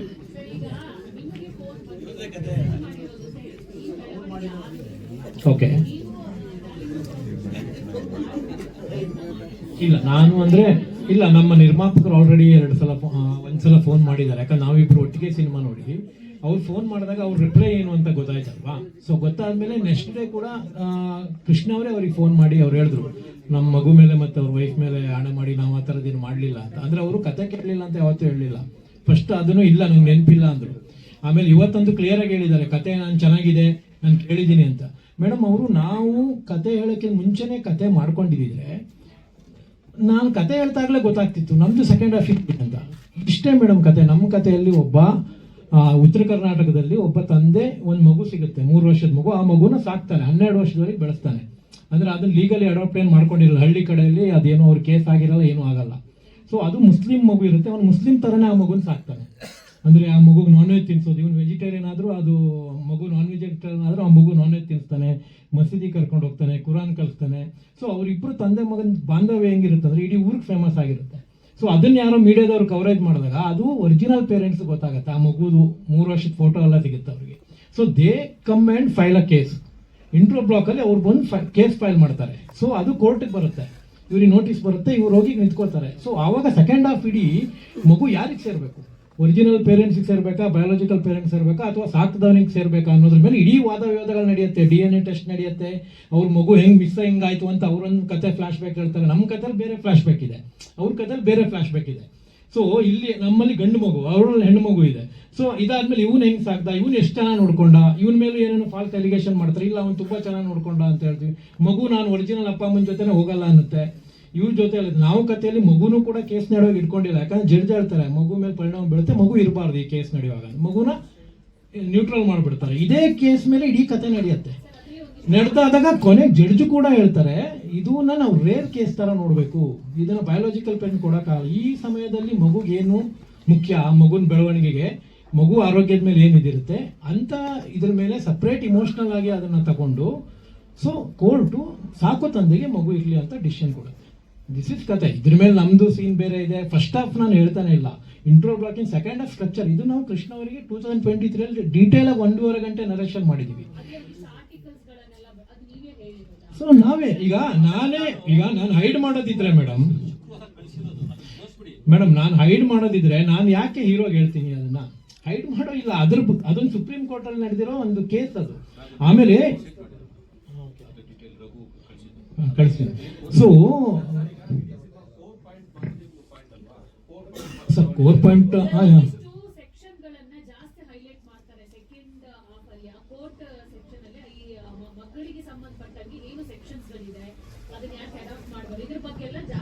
ಮೇಡಮ್ ಅದ್ರಲ್ಲಿ ನಮ್ದ್ರಲ್ಲಿ ಒಂದು ಪಾಯಿಂಟ್ ಇತ್ತು ಸೆಕೆಂಡ್ ಹಾಫ್ ಅಲ್ಲಿ. ಆ ಪಾಯಿಂಟ್ ಬಗ್ಗೆ ಹೇಳ್ತೀನಿ ಕೇಳಿ. ಇವನು ಮದುವೆಗೆ ಒಂದು ಲವ್ ಸ್ಟೋರಿ ಓಡ್ತಾ ಇರುತ್ತೆ ಫಸ್ಟ್ ಹಾಫ್ ಅಲ್ಲಿ. ನಮಗೆ ಆ ಲವ್ ಸ್ಟೋರಿ ಅಪ್ಪ ಬಂದ್ಬಿಟ್ಟು ಮುಸ್ಲಿಂ ಮಗುನ ನೀನು ಸಾಕೋದಾದ್ರೆ ನಾವು ನಿಮಗೆ ಹೆಣ್ಣು ಕೊಡಲ್ಲ ಅಂತ ಅವರಪ್ಪ ವಾರ್ ಮಾಡ್ಬಿಡ್ತಾನೆ. ನನಗೆ ಮಗುನೇ ಇಂಪಾರ್ಟೆಂಟು ಅಂತ ಆ ಲವ್ ಕ್ಯಾನ್ಸಲ್ ಮಾಡ್ಬಿಟ್ಟು ಇವನು ಬಂದ್ಬಿಡ್ತಾನೆ, ಮದುವೆ ಆಗದೆ ಇರ್ತಾನೆ. ಸೆಕೆಂಡ್ ಹಾಫ್ ಅಲ್ಲಿ ಅಪೋಸಿಟ್ ಲಾಯರು ಸೆಕ್ಸ್ಯೂಲ್ ಆಗಿ ಈ ಮಗುನ ಯೂಸ್ ಮಾಡ್ಕೊಳ್ತಾ ಇದ್ದ ಇವನು ಅಂತ ಕೇಸ್ ಹಾಕ್ತಾರೆ. ಇಲ್ಲೂ ಅದನ್ನೇ ಮಾಡ್ತಾರೆ. ಇಲ್ಲಿ ಹೆಣ್ಣು ಮಗುನ ಇಟ್ಕೊಂಡು ಇವನು ಇದು ಮಾಡ್ತಾರೆ. ಇಲ್ಲೇ ಇಲ್ಲೇ ಇಲ್ಲೇ ಇಲ್ಲೇ ಇರೋದು ಕತೆ. ಆಮೇಲೆ ಕತೆ ಮೇಡಮ್, ಈಗ ನಾನೀಗ ಅವ್ರ ಹತ್ರ ಲೈನ್ ಇದ್ರೆ ನಾನು ಈಗ ನಿಮ್ಗೆ ಹೇಳಿದೆ ನೋಡಿ ಕತೆ. ಈ ಕತೆ ಕೇಳಿದಾಗ ಅವ್ರ ಹತ್ರ ಅದೇ ತರ pattern they should tell me, correct ಅಲ್ವಾ ಮೇಡಮ್? ಸರ್ ನಾವು ಈ ತರ ಮಗು ಮೇಲೆ ಲವ್ ಮಾಕ್ಟೇಲ್ 3 ಮಾಡ್ತಾ ಇದೀವಿ, ಅದು second half court room drama ಬರುತ್ತೆ, ಬಯಾಲಜಿಕಲ್ ಪೇರೆಂಟ್ಸ್ ಬರ್ತಾರೆ.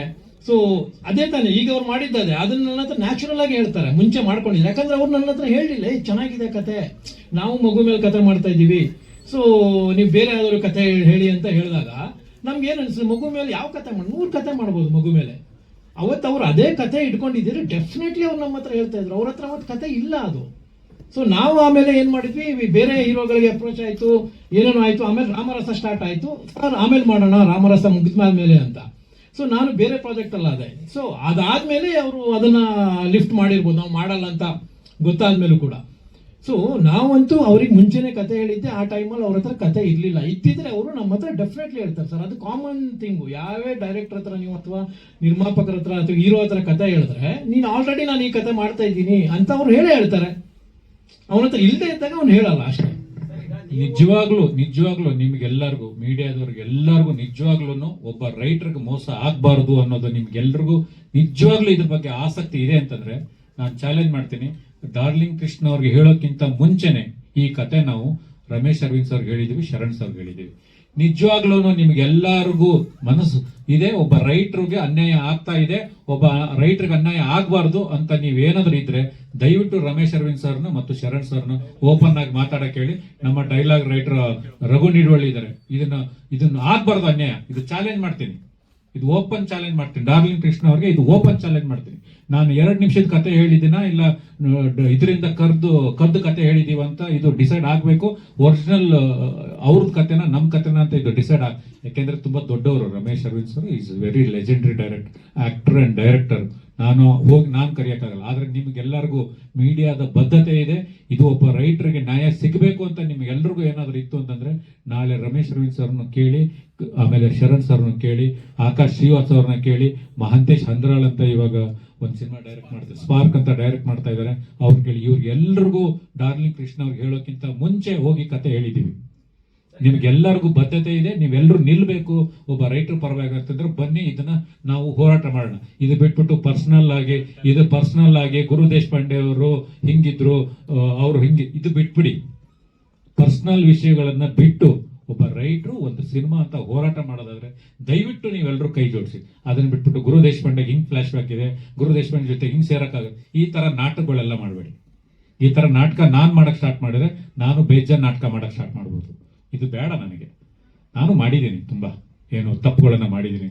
ನಾನು ಇವತ್ತು ಮೀಡಿಯಾ ಎಲ್ಲರ ಮುಂದೆ ಹೇಳ್ತೀನಿ, ಈ ಮೂಲಕ ನಾನು ಅಜಯ್ ರಾವ್ ಅವರಿಗೆ ದಯವಿಟ್ಟು ಸಾರಿ ಹೇಳ್ತೀನಿ. ಅವತ್ತು ನಾನು ಕೆಲವು ಮಾತಾಡಬಾರ್ದಾಗಿತ್ತು, ಕೆಲವು ಪದಗಳ ಅವ್ರು ಮಾಡಿದ ತಪ್ಪೇ ಇದೆ, ಆದ್ರೆ ನಾನು ಕೆಲವು ಪದಗಳನ್ನ ಬಳಸಬಾರ್ದಾಗಿತ್ತು, ಆದ್ರೆ ಕೆಲವು ಪದಗಳನ್ನ ನಾನು ಬಳಸಿದ್ದೀನಿ. ನಿಜವಾಗ್ಲೂ ಅವರಿಗೆ ಅವತ್ತಿನ ದಿನದ ಸಾರಿ. ಆಕ್ಚುಲಿ ಅಂದ್ರೆ ಅವತ್ತು ನನಗಷ್ಟು ಮೆಚುರಿಟಿ ಇರ್ಲಿಲ್ವಾ, ಇಲ್ಲ ಅವತ್ತು ನನಗೆ ಇದು ಅಂತ ಗೊತ್ತಿಲ್ಲ. ಆದ್ರೆ ದಯವಿಟ್ಟು ಅಜಯ್ ಅವರು ಇದನ್ನ ನೋಡಿದ್ರೆ ದಯವಿಟ್ಟು ನನಗೆ ಕ್ಷಮಿಸಿ. ಅಂದ್ರೆ ಬಿಕಾಸ್ ಯಾಕಂದ್ರೆ ಆ ತಪ್ಪೇ, ಅವತ್ತು ಅವ್ರು ಮಾಡಿದ್ದು ತಪ್ಪು, ಆದ್ರೆ ಆ ಕೆಲವು ಪದ ಬಳಕೆಗಳನ್ನ ನಾನು ಮಾಡಬಾರ್ದಾಗಿತ್ತು, ಮಾಡಿದ್ದೆ. ಮನುಷ್ಯ ಹೋಗ್ತಾ ಹೋಗ್ತಾ ಹೋಗ್ತಾ ಮೆಚುರಿಟಿ ಕಲಿತಾ ಹೋಗ್ಬೇಕು ಹೊರತು ಅವನು ಕೆಳಗಡೆ ಇಳಿತಾ ಹೋಗ್ಬಾರ್ದು. ಸಕ್ಸಸ್ ಫೇಲ್ಯೂರ್ ನಾನು ಆ ಕಾಲದಲ್ಲಿ 2013 ಪೀಕ್ ಸಕ್ಸಸ್ ನೋಡ್ಬಿಟ್ಟಿದೀವಿ. ಸಕ್ಸಸ್ ನೋಡದೆ ಏನು ಇಲ್ಲಿ ಬಂದು ಕೂತ್ಕೊಂಡಿಲ್ಲ, ನಾವೇನು ಮಾಡಿಲ್ಲ. ಆದ್ರೆ ಮನುಷ್ಯ ಮೆಚೂರ್ಡ್ ಆಗ್ತಾ ಹೋಗ್ಬೇಕು. ಅದನ್ನ ಬಿಟ್ಬಿಟ್ಟು ಪರ್ಸನಲ್ ಟಾರ್ಗೆಟ್ ಮಾಡಿ ಅವನ ಫ್ರೆಂಡು ಮನೆ ಕರೀತಾರ, ಈ ತರದನ್ನೆಲ್ಲ ನಾಟಕ ಮಾಡಬೇಡಿ. ಡಾರ್ಲಿಂಗ್ ಕೃಷ್ಣ ಅವರು ಇವತ್ತು ಹೇಳ್ತಾ ಇದೆ, ನೀವು ನನ್ನ ಫ್ರೆಂಡೇ. ಯಾಕಂದ್ರೆ 2013 ನಿಮ್ ಜೊತೆ ಒಂದು ರಿಲೇಶನ್ಶಿಪ್ ಇದೆ ನನಗೆ. 2013 2020 ನೀವು ನನ್ನ ಹತ್ರ ದಿನಕ್ಕೆ 1 hour 1.5 hour ಮಾತಾಡದೆ ಮಲಗ್ತಾ ಇರಲಿಲ್ಲ ನೀವು. ಅದಾದ್ಮೇಲೆ ನಿಮ್ಗೆ ಸಕ್ಸಸ್ ಬಂತು, ನೀವು ಚೇಂಜ್ ಆದ್ರೆ ನಾವು ಬೇಕಾದಾಗ ನಿಮ್ಮನ್ನು ಮೀಟ್ ಮಾಡ್ತಾ ಇದೀವಿ. ನಾವು ನಿಮಗೆ ಸಾಕಷ್ಟು ಕಥೆಗಳನ್ನು ಹೇಳಿದೀವಿ. ಅದೇನೋ ಒತ್ತಾಗಿ ಕೆಲಸ ಮಾಡೋಕ್ಕಾಗಿಲ್ಲ. ಆದ್ರೆ ನೀವು ಫ್ರೆಂಡ್ ಅಲ್ಲ ಅಂದ್ರೆ ನೀವು ನನ್ನ ಫ್ರೆಂಡೇ. ಆದ್ರೆ ಸಕ್ಸಸ್ ಬಂದಿದೆ ಅಂತ ಅಂದ ತಕ್ಷಣನೇ, ಇಲ್ಲ ಫೇಲ್ಯೂರ್ ಬಂತ ಅಂದ ತಕ್ಷಣ ಒಬ್ಬನ ಫ್ರೆಂಡ್ನ ಬಿಡೋಷ್ಟು ನಾನು ಮನುಷ್ಯತ್ವ ಕಳ್ಕೊಂಡಿಲ್ಲ ಇನ್ನೂವರೆಗೂ. 27th ಚೇಂಬರ್ ಅಲ್ಲಿ ಕರೆದಿದ್ದಾರೆ. ಚೇಂಬರ್ ದೊಡ್ಡದು ನಮಗೆ, ಯಾಕಂದ್ರೆ ನಮ್ಮ ಮದರ್ ಇದು ನಾವು ರೆಸ್ಪೆಕ್ಟ್ ಮಾಡ್ತೀವಿ. ಅವರು ಅಲ್ಲಿ ಯಾರು ಅಧ್ಯಕ್ಷ ಕೂತ್ಕೊಂಡಿದ್ದಾರೆ ಅವ್ರಿಗೆ ನಾವು ರೆಸ್ಪೆಕ್ಟ್ ಮಾಡ್ತೀವಿ. ಅಲ್ಲಿ ಬರಲಿ. ಇಲ್ಲ ಲೀಗಲ್ ಆಗಿ ಫೈಟ್ ಮಾಡ್ತೀವಿ ಅಂದ್ರೆ ಲೀಗಲ್ ಆಗಿ ಫೈಟ್ ಮಾಡಕ್ ನಾನು ಹೋದ್ರೆ ಮುಗದೇ ಹೋಗ್ಬಿಡುತ್ತೆ.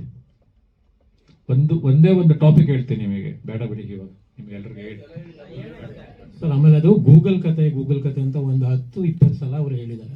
ನಾನೀಗ ಗೂಗಲ್ ಕತೆ ಲಿಫ್ಟ್ ಮಾಡಿ ನಾನೀಗ ಅವರಿಗೆ ಕತೆ ಮಾಡಿದ್ರೆ ನಾನು ಹೀರೋಗೆ ಅದನ್ನು ಯಾಕೆ ಹೇಳ್ತೀನಿ? ಈಗ ಒಂದು ಕತೆ ಹೇಳಿದ್ಮೇಲೆ 1.5 ಗಂಟೆ ಕತೆ ಹೇಳಿದ್ಮೇಲೆ ಸೊ ಲಿಫ್ಟ್ ಅಲ್ಲ, ಒಂದು ಸುಪ್ರೀಂ ಕೋರ್ಟ್ ಇನ್ಸಿಡೆಂಟ್ ಅದು ಎಲ್ಲರಿಗೂ ಗೂಗಲಲ್ಲಿ ಸಿಗುತ್ತೆ. ನಾವೀಗ 100 ಇನ್ಸಿಡೆಂಟ್ ಮೇಲೆ ಲೈಫಲ್ಲಿ ಕತೆ ಹುಟ್ಟೋದು ಯಾವುದೋ ಒಂದು ಘಟನೆಗಳ ಮೇಲೆ ಆಗುತ್ತೆ. ನಮ್ಮ ಪರ್ಸನಲ್ ಬದುಕಲ್ಲಿರ್ಬೋದು, ಯಾವುದೋ ಒಂದು ಆಕ್ಸಿಡೆಂಟ್ ಮೇಲೂ ಆಗ್ಬೋದು, ಕೊರೋನಾ ಮೇಲೆ 108. ನೀವು ದುರಂಧರ್ ನೋಡೋದು ನಾನು ಅವಾಗಲೇ ಹೇಳಿದೆ, ಎಲ್ಲದು ರಿಯಲ್ ಇನ್ಸಿಡೆಂಟ್ಗಳ ಮೇಲೆ ಅದು. ಸೊ ನಾನು ಅದನ್ನ ಕತೆ ಹೇಳಿ ಕೂಡ ಈ ಕೇಸು, ಆಮೇಲೆ ನಮ್ಮ ಸ್ಕ್ರೀನ್ ಪ್ಲೇ ಅಲ್ಲಿ ಅದನ್ನ ಇಟ್ಕೊಂಡಿದೀವಿ. ಎಂಡ್ ಸ್ಕ್ರೋಲಿಂಗ್ ಟೈಟ್ಲಲ್ಲೂ ಬರುತ್ತೆ ಯಾವ್ಯಾವ ಕೇಸಲ್ಲಿ ಏನೇನಾಗಿದೆ, ಆ ಕೇಸ್ ಜೊತೆನೂ ಕೂಡ ಬೇರೆ ಬೇರೆ ಎಲ್ಲ ನಾವು ಹಾಕ್ತೀವಿ. ಅದನ್ನು 10 ಸಲ ಗೂಗಲ್ ಕತೆ ಕದ್ದು ಗೂಗಲ್ನ ಅದನ್ನ ಒಬ್ಬ ಹೀರೋಗೆ 2 ನಿಮಿಷ ಕತೆ ಹೇಳಕ್ ಹೋಗಲ್ಲ ಸರ್. ಒಬ್ಬ ನಿರ್ಮಾಪಕರ ಜೊತೆ ನಾವು ಒಂದು 2 ನಿಮಿಷ ಅದ್ಯಾವುದೋ ಗೂಗಲ್ ಕತೆ ಹೇಳ್ಬಿಟ್ಟು ಅವ್ರಿಗೆ ಸಿನಿಮಾ ಒಪ್ಸಕ್ಕೆ ಒಂದು ಡೇಟ್ ತಗೊಳಕ್ಕೆ ಯಾರು ಹೋಗಲ್ಲ. ಸೊ ಸುಮ್ಮನೆ ಅವ್ರು ಅದನ್ನ ಡಿಫೆಂಡ್ ಮಾಡ್ಕೊಳಕ್ಕಾಗದೆ ಸುಮ್ಮನೆ ಅವ್ರಿಗೊಂದು ರೀಸನ್ ಬೇಕಿತ್ತು ಎಲಿಗೇಷನ್ ಮಾಡೋಕ್ಕೆ, ಅದು ಎಲಿಗೇಷನ್ ಮಾಡಿದ್ದಾರೆ. ಆ ಥರ ಇದ್ದಿದ್ದು ನಾನು ಅವ್ರಿಗೆ ಹೈಡ್ ಮಾಡ್ತಿದ್ದೆ. ಅದು ನಾನು ಗುರು ದೇಶಪಾಂಡೆ ಅವ್ರಿಗೂ ಹೈಡ್ ಮಾಡಲಿಲ್ಲ, ರಮೇಶ್ ಅರವಿಂದ್ ಅವ್ರಿಗೂ ಹೈಡ್ ಮಾಡಲಿಲ್ಲ, ಯಾರಿಗೂ ಮಾಡಲಿಲ್ಲ, ಎಲ್ಲದೂ ತೋರಿಸಿದ್ವಿ ನಾವು. ಅದು ಸರ್ ಫೈನಲಿ ಗುರು ಸರ್ ನಿಮ್ಮ ಪ್ರೊಡಕ್ಷನ್ ಸಿನಿಮಾ ಆಗೋದಿತ್ತ, ಯಾವ ಹೀರೋ ಮಾಡೋದಿತ್ತು, ಮತ್ತೆ ಫೈನಲ್ ನಿರ್ಧಾರ ಏನಾದ್ರು? ಸರ್ ನಾವು ಈ ಕತೆ ರೆಡಿ ಆದ ತಕ್ಷಣ ಫಸ್ಟ್ ನಾವು ರಮೇಶ್ ಅರವಿಂದ್ ಸರ್ಗೆ ಹೋಗಿ ಹೇಳಿದ್ದು ಕತೆನ. ರಮೇಶ್ ಅರವಿಂದ್ ಸರ್ಗೆ ಹೋಗಿ ಕತೆ ಹೇಳಿ ಈ ಕತೆ ಇನ್ನೂ ಬೇರೆ ಥರದ್ದು ಒಂದು ಸ್ವಲ್ಪ ಆಗಬೇಕು ಅಂತ ಹೇಳಿ ಸೆಕೆಂಡ್ ಟೈಮ್ ಹೋಗಿ ವಿತ್ ಸ್ಕ್ರೀನ್ ಪ್ಲೇ ಹೇಳಿದ್ವಿ. ವಿತ್ ಲಿಂಕ್ ಕಳಿಸ್ತಿರಲ್ಲ ಅದಾದ್ಮೇಲೆ ಡೆವಲಪ್ ಆಯ್ತು ಏನಂತಂದ್ರೆ ಅದ್ರೊಳಗಡೆ ಒಂದು lawyer character is very very important character ಅಂತ ಬಂತದು. ಆ ಲಾಯರ್ ಕ್ಯಾರೆಕ್ಟರ್ ತುಂಬಾ ಇಂಪಾರ್ಟೆಂಟ್ ಅಂತಂದಾಗ ನಾನು ರಮೇಶ್ ಅವ್ರನ್ನ ಮತ್ತು ಶಿವಣ್ಣ ಅವ್ರನ್ನ ಕಾಂಬಿನೇಷನ್ ಮಾಡಿದ್ರೆ ತುಂಬಾ ಚೆನ್ನಾಗಿರುತ್ತೆ. ಯಾಕೆಂದ್ರೆ ನಮ್ಮೂರ ಮಂದಾರ ಹೂವೆ ಆದ್ಮೇಲೆ ಅವರಿಬ್ರು ಕಾಂಬಿನೇಷನ್ನೇ ಮಾಡಿಲ್ಲ. ಆ ಕಾಂಬಿನೇಷನ್ ಮಾಡಿ ಸಿನಿಮಾ ಮಾಡಿದ್ರೆ ಈ ಪಿಕ್ಚರ್ ಚೆನ್ನಾಗಿರುತ್ತೆ. ಟೈಟ್ಲ್ ಬೇರೆ ಕೂಡಲ ಸಂಗಮ ಅಂತ ಇಟ್ಟಿದೀವಿ ಅಂತ ನಾನು ಅನ್ಕೊಂಡ್ವಿ. ಅದಾದ್ಮೇಲೆ ಬಜೆಟ್ ತುಂಬಾ ಮೀರ್ತು, ಆ ಬಜೆಟ್ ಮಾಡಕ್ ಆಗಲ್ಲ ಅಂತಂದಾಗ ಸರಿ ನಮ್ಗೆ ತುಂಬಾ ಹತ್ತಿರದ ಡಾರ್ಲಿಂಗ್ ಕೃಷ್ಣ ಅವರು, ಸರಿ ಡಾರ್ಲಿಂಗ್ ಕೃಷ್ಣ ಇಟ್ಕೊಂಡೆ ಮಾಡೋಣ ಸ್ವಲ್ಪ ಕಮ್ಮಿ ಇದರಲ್ಲಿ ಅಂತ. ಆಮೇಲೆ ಡಾರ್ಲಿಂಗ್ ಕೃಷ್ಣ ಅವರು ಕತೆ ಇಷ್ಟೇ ವಿಷಯ. ಅದು ಓಪನ್ ಮಾಡಿ ತೋರಿಸಿ ಶರಣ್ ಅವ್ರಿಗೂ ಹೇಳಿ ನೋಡಿ. ಅವ್ರಿಗೆ ಅದ್ರಲ್ಲಿ ಕೆಳಗಡೆ ಇದು ಇದೆಯಾ ಅವರು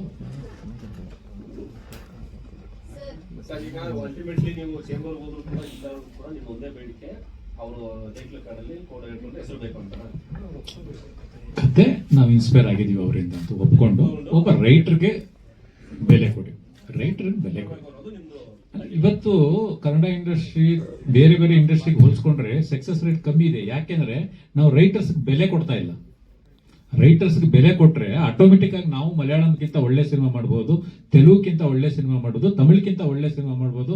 ರೈಟರ್ಸ್ ಬೆಲೆ ಕೊಟ್ರೆ, ನೀವು ರೈಟರ್ಸ್ನ ಕತೆ ಕೇಳ್ಬಿಟ್ಟು ಆ ರೈಟರ್ಸ್ ಬೆಲೆ ಕೊಡದೆ ನಾನೇ ಎಲ್ಲ ಮಾಡಿದೆ ಅಂತ ಹಾಕೊಂಡ್ರೆ ಏನಿದೆ ರೀ ಅದರಲ್ಲಿ? ಒಬ್ಬ ರೈಟರ್ಸ್ಗೆ ಸ್ಕ್ರೀನ್ ಪ್ಲೇ ರೈಟರ್ ಅಲ್ಲಿ ರಾಘುವನ್ನು ಮಾಡಿದ ಮುಗಿದೇ ಹೋಯ್ತಲ್ಲ, ಏನಿದೆ ಅದರಲ್ಲಿ? ಏನು 1 ಕೋಟಿ ರೆಮಿಡಿಷನ್ ಕೇಳ್ತಾರ ರಾಘು? ಇಲ್ವಲ್ಲ, 1 ಕೋಟಿ ಅಂತ ಕೇಳಲ್ವಲ್ಲ.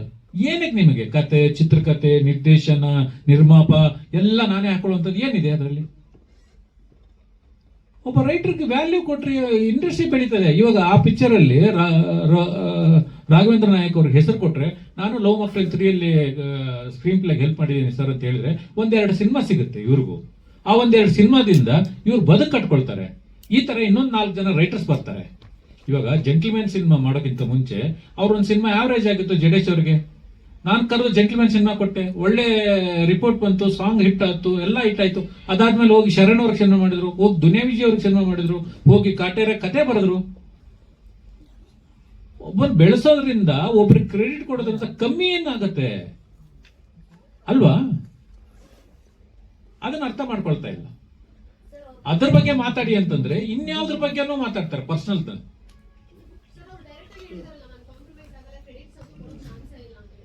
ಪಿಡಿ ಫೈಟ್ ಮಾಡೋಣ, ಫೈಟ್ ಮಾಡಕ್ ರೆಡಿ ಇದೀವಲ್ಲ. ನೋಡಿ, ನಾನು ರಾಘವೇಂದ್ರ ಸ್ವಾಮಿನ ನಾನು ತುಂಬಾ ನಂಬ್ತೀನಿ, ಪ್ರಮಾಣ ಮಾಡಿ ಹೇಳ್ತೀನಿ, ಅವ್ರ ಹತ್ರ ನಾನು ದುಡ್ಡು ಕೇಳಿಲ್ಲ. ಅದಕ್ಕೆ ಸಾಕ್ಷಿನೂ ಇದೆ, ಅವ್ರಿಗೆ ವಾಯ್ಸ್ ಮೆಸೇಜ್ ಕಳಿಸಿರೋದಿದೆ. ವಾಯ್ಸ್ ಮೆಸೇಜ್ ಕಳಿಸೋದು, ಆ ವಾಯ್ಸ್ ಮೆಸೇಜ್ ಕೇಳಿಸ್ತಾ ಇದೆ. ಇವತ್ತು ನಮ್ ಟೈಮ್ ಸರಿ ಇಲ್ವಾ ಏನೋ ಗೊತ್ತಿಲ್ಲ, ನನ್ನ ಮೊಬೈಲ್ ಹ್ಯಾಂಗ್ ಆಗ್ಬಿಟ್ಟಿದೆ, ಅದಕ್ಕೆ ಅಲ್ಲಿ ಇಟ್ಟಿದ್ದೀನಿ ಕೆಳಗಡೆ. ಇಲ್ಲ ಅಂದಿದ್ರೆ ಆ ವಾಯ್ಸ್ ಮೆಸೇಜ್ ನಿಮ್ಗೆ ಕೇಳಿಸ್ಬಿಡ್ತಿದೆ. ನಾಳೆ ಏನೋ ನಮ್ಮ ಅನಿಲ್ ಅದು ರಿಕವರಿ ಮಾಡ್ಕೊಡ್ತೀನಿ ಅಂತ ಹೇಳಿದ್ದಾನೆ. ಅದು ರಿಕವರಿ ಮಾಡಿಕೊಟ್ರೆ ಆ ವಾಯ್ಸ್ ಮೆಸೇಜ್ ನಿಮ್ಗೆಲ್ಲರಿಗೂ ಫಾರ್ವರ್ಡ್ ಮಾಡ್ಬಿಡ್ತೀನಿ. ಮೇಡಮ್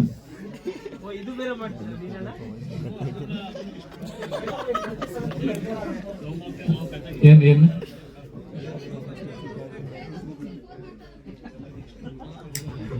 ಮೇಡಮ್ ಅದೇ ಹೇಳಿದ್ನಲ್ಲ ಮೇಡಮ್, ನನಗೆ ಪರ್ಸನಲ್ ಆಗಿ ನಂಗೂ ಒಂದು 45 ಏಜ್ ಆಗ್ತಾ ಇದೆ, ಸಾಕಾಗಿದೆ. ನೆಗೆಟಿವ್ ಮಾತಾಡಿ ಪರ್ಸನಲ್ ಒಬ್ಬರ ಬಗ್ಗೆ ಮಾತಾಡಿ ಸಾಕಾಗಿದೆ. ಈ ಉಡಾಪೆಗಳ ಮಾತುಗಳು ಆಡಕ್ಕೆ ನಾನು ಬಂದಿಲ್ಲ. ಎಲ್ಲರೂ ಸೇರ್ಕೊಂಡು ಏನಾದರೂ ಇಂಡಸ್ಟ್ರಿಗೆ ಒಳ್ಳೇದಾಗುತ್ತೆ, ಇಂಡಸ್ಟ್ರಿ ಬಗ್ಗೆ ಚೆನ್ನಾಗಾಗುತ್ತೆ ಅಂತಂದ್ರೆ ಕೂತ್ಕೊಂಡು ಮಾತಾಡೋಣ, ಏನಾದರೂ ಒಂದು ಒಳ್ಳೇದು ಮಾಡೋಣ. ಅದು ಬಿಟ್ಬಿಟ್ಟು ಈ ಉಡಾಪೆ ತರ ಆಗಿ ಲೆಜೆಂಡ್ ಡೈರೆಕ್ಟರ್ ಗುರು ದೇಶಪಾಂಡೆ, ಲೆಜೆಂಡ್ ರೈಟರ್, ಈ ತರದ್ದು ಉಡಾಪೆಗಳೆಲ್ಲ ನಾನು ಮಾತಾಡಕ್ಕೆ ಇಲ್ಲಿ ಬಂದಿಲ್ಲ. ಸಾಕು, ಆಗಿದೆ, ವಯಸ್ಸಾಗಿದೆ. ಇಂಡಸ್ಟ್ರಿಗೆ ಏನಾದರೂ ಮಾಡೋದಾದ್ರೆ ಒಳ್ಳೇದು ಮಾಡೋಣ. ಆಗಿಲ್ವಾ, ಬೇರೆ ಏನಾದರೂ ಕೆಲಸ ಮಾಡ್ಕೊಂಡು ಇರೋಣ. Thank you. ಎಲ್ರಿಗೂ ಇವತ್ತು ಬಂದಿದ್ದಕ್ಕೆ ಧನ್ಯವಾದಗಳು. ಈ ಲವ್ ಮಾಕ್ಟೆಲ್ ಕಾಂಟ್ರವರ್ಸಿ ನನಗೆ ಇವತ್ತಿಗೆ ಮುಗೀತು. ನಾಳೆ ನಮ್ಮ ರಾಮರಸ ಸಿನಿಮಾದ ಪ್ರಜ್ವಲ್ ದೇವರಾಜ್ ಅವರು ಆಕ್ಟ್ ಮಾಡಿರೋ ಒಂದು ಅನಾವರಣ ಇದೆ. ದಯವಿಟ್ಟು ನೀವೆಲ್ಲರೂ ನಾಳೆ ಬಂದು ಅದಕ್ಕೆ ಸಹಕರಿಸಬೇಕು ಮತ್ತು ಅದಕ್ಕೆ ಬೆಂಬಲಿಸಬೇಕು ಅನ್ನೋದು ನಿಮ್ಮ ಎಲ್ಲರ ಮೂಲಕ ಕೇಳ್ಕೊಳ್ತೀನಿ. ಎಲ್ರಿಗೂ ಧನ್ಯವಾದ.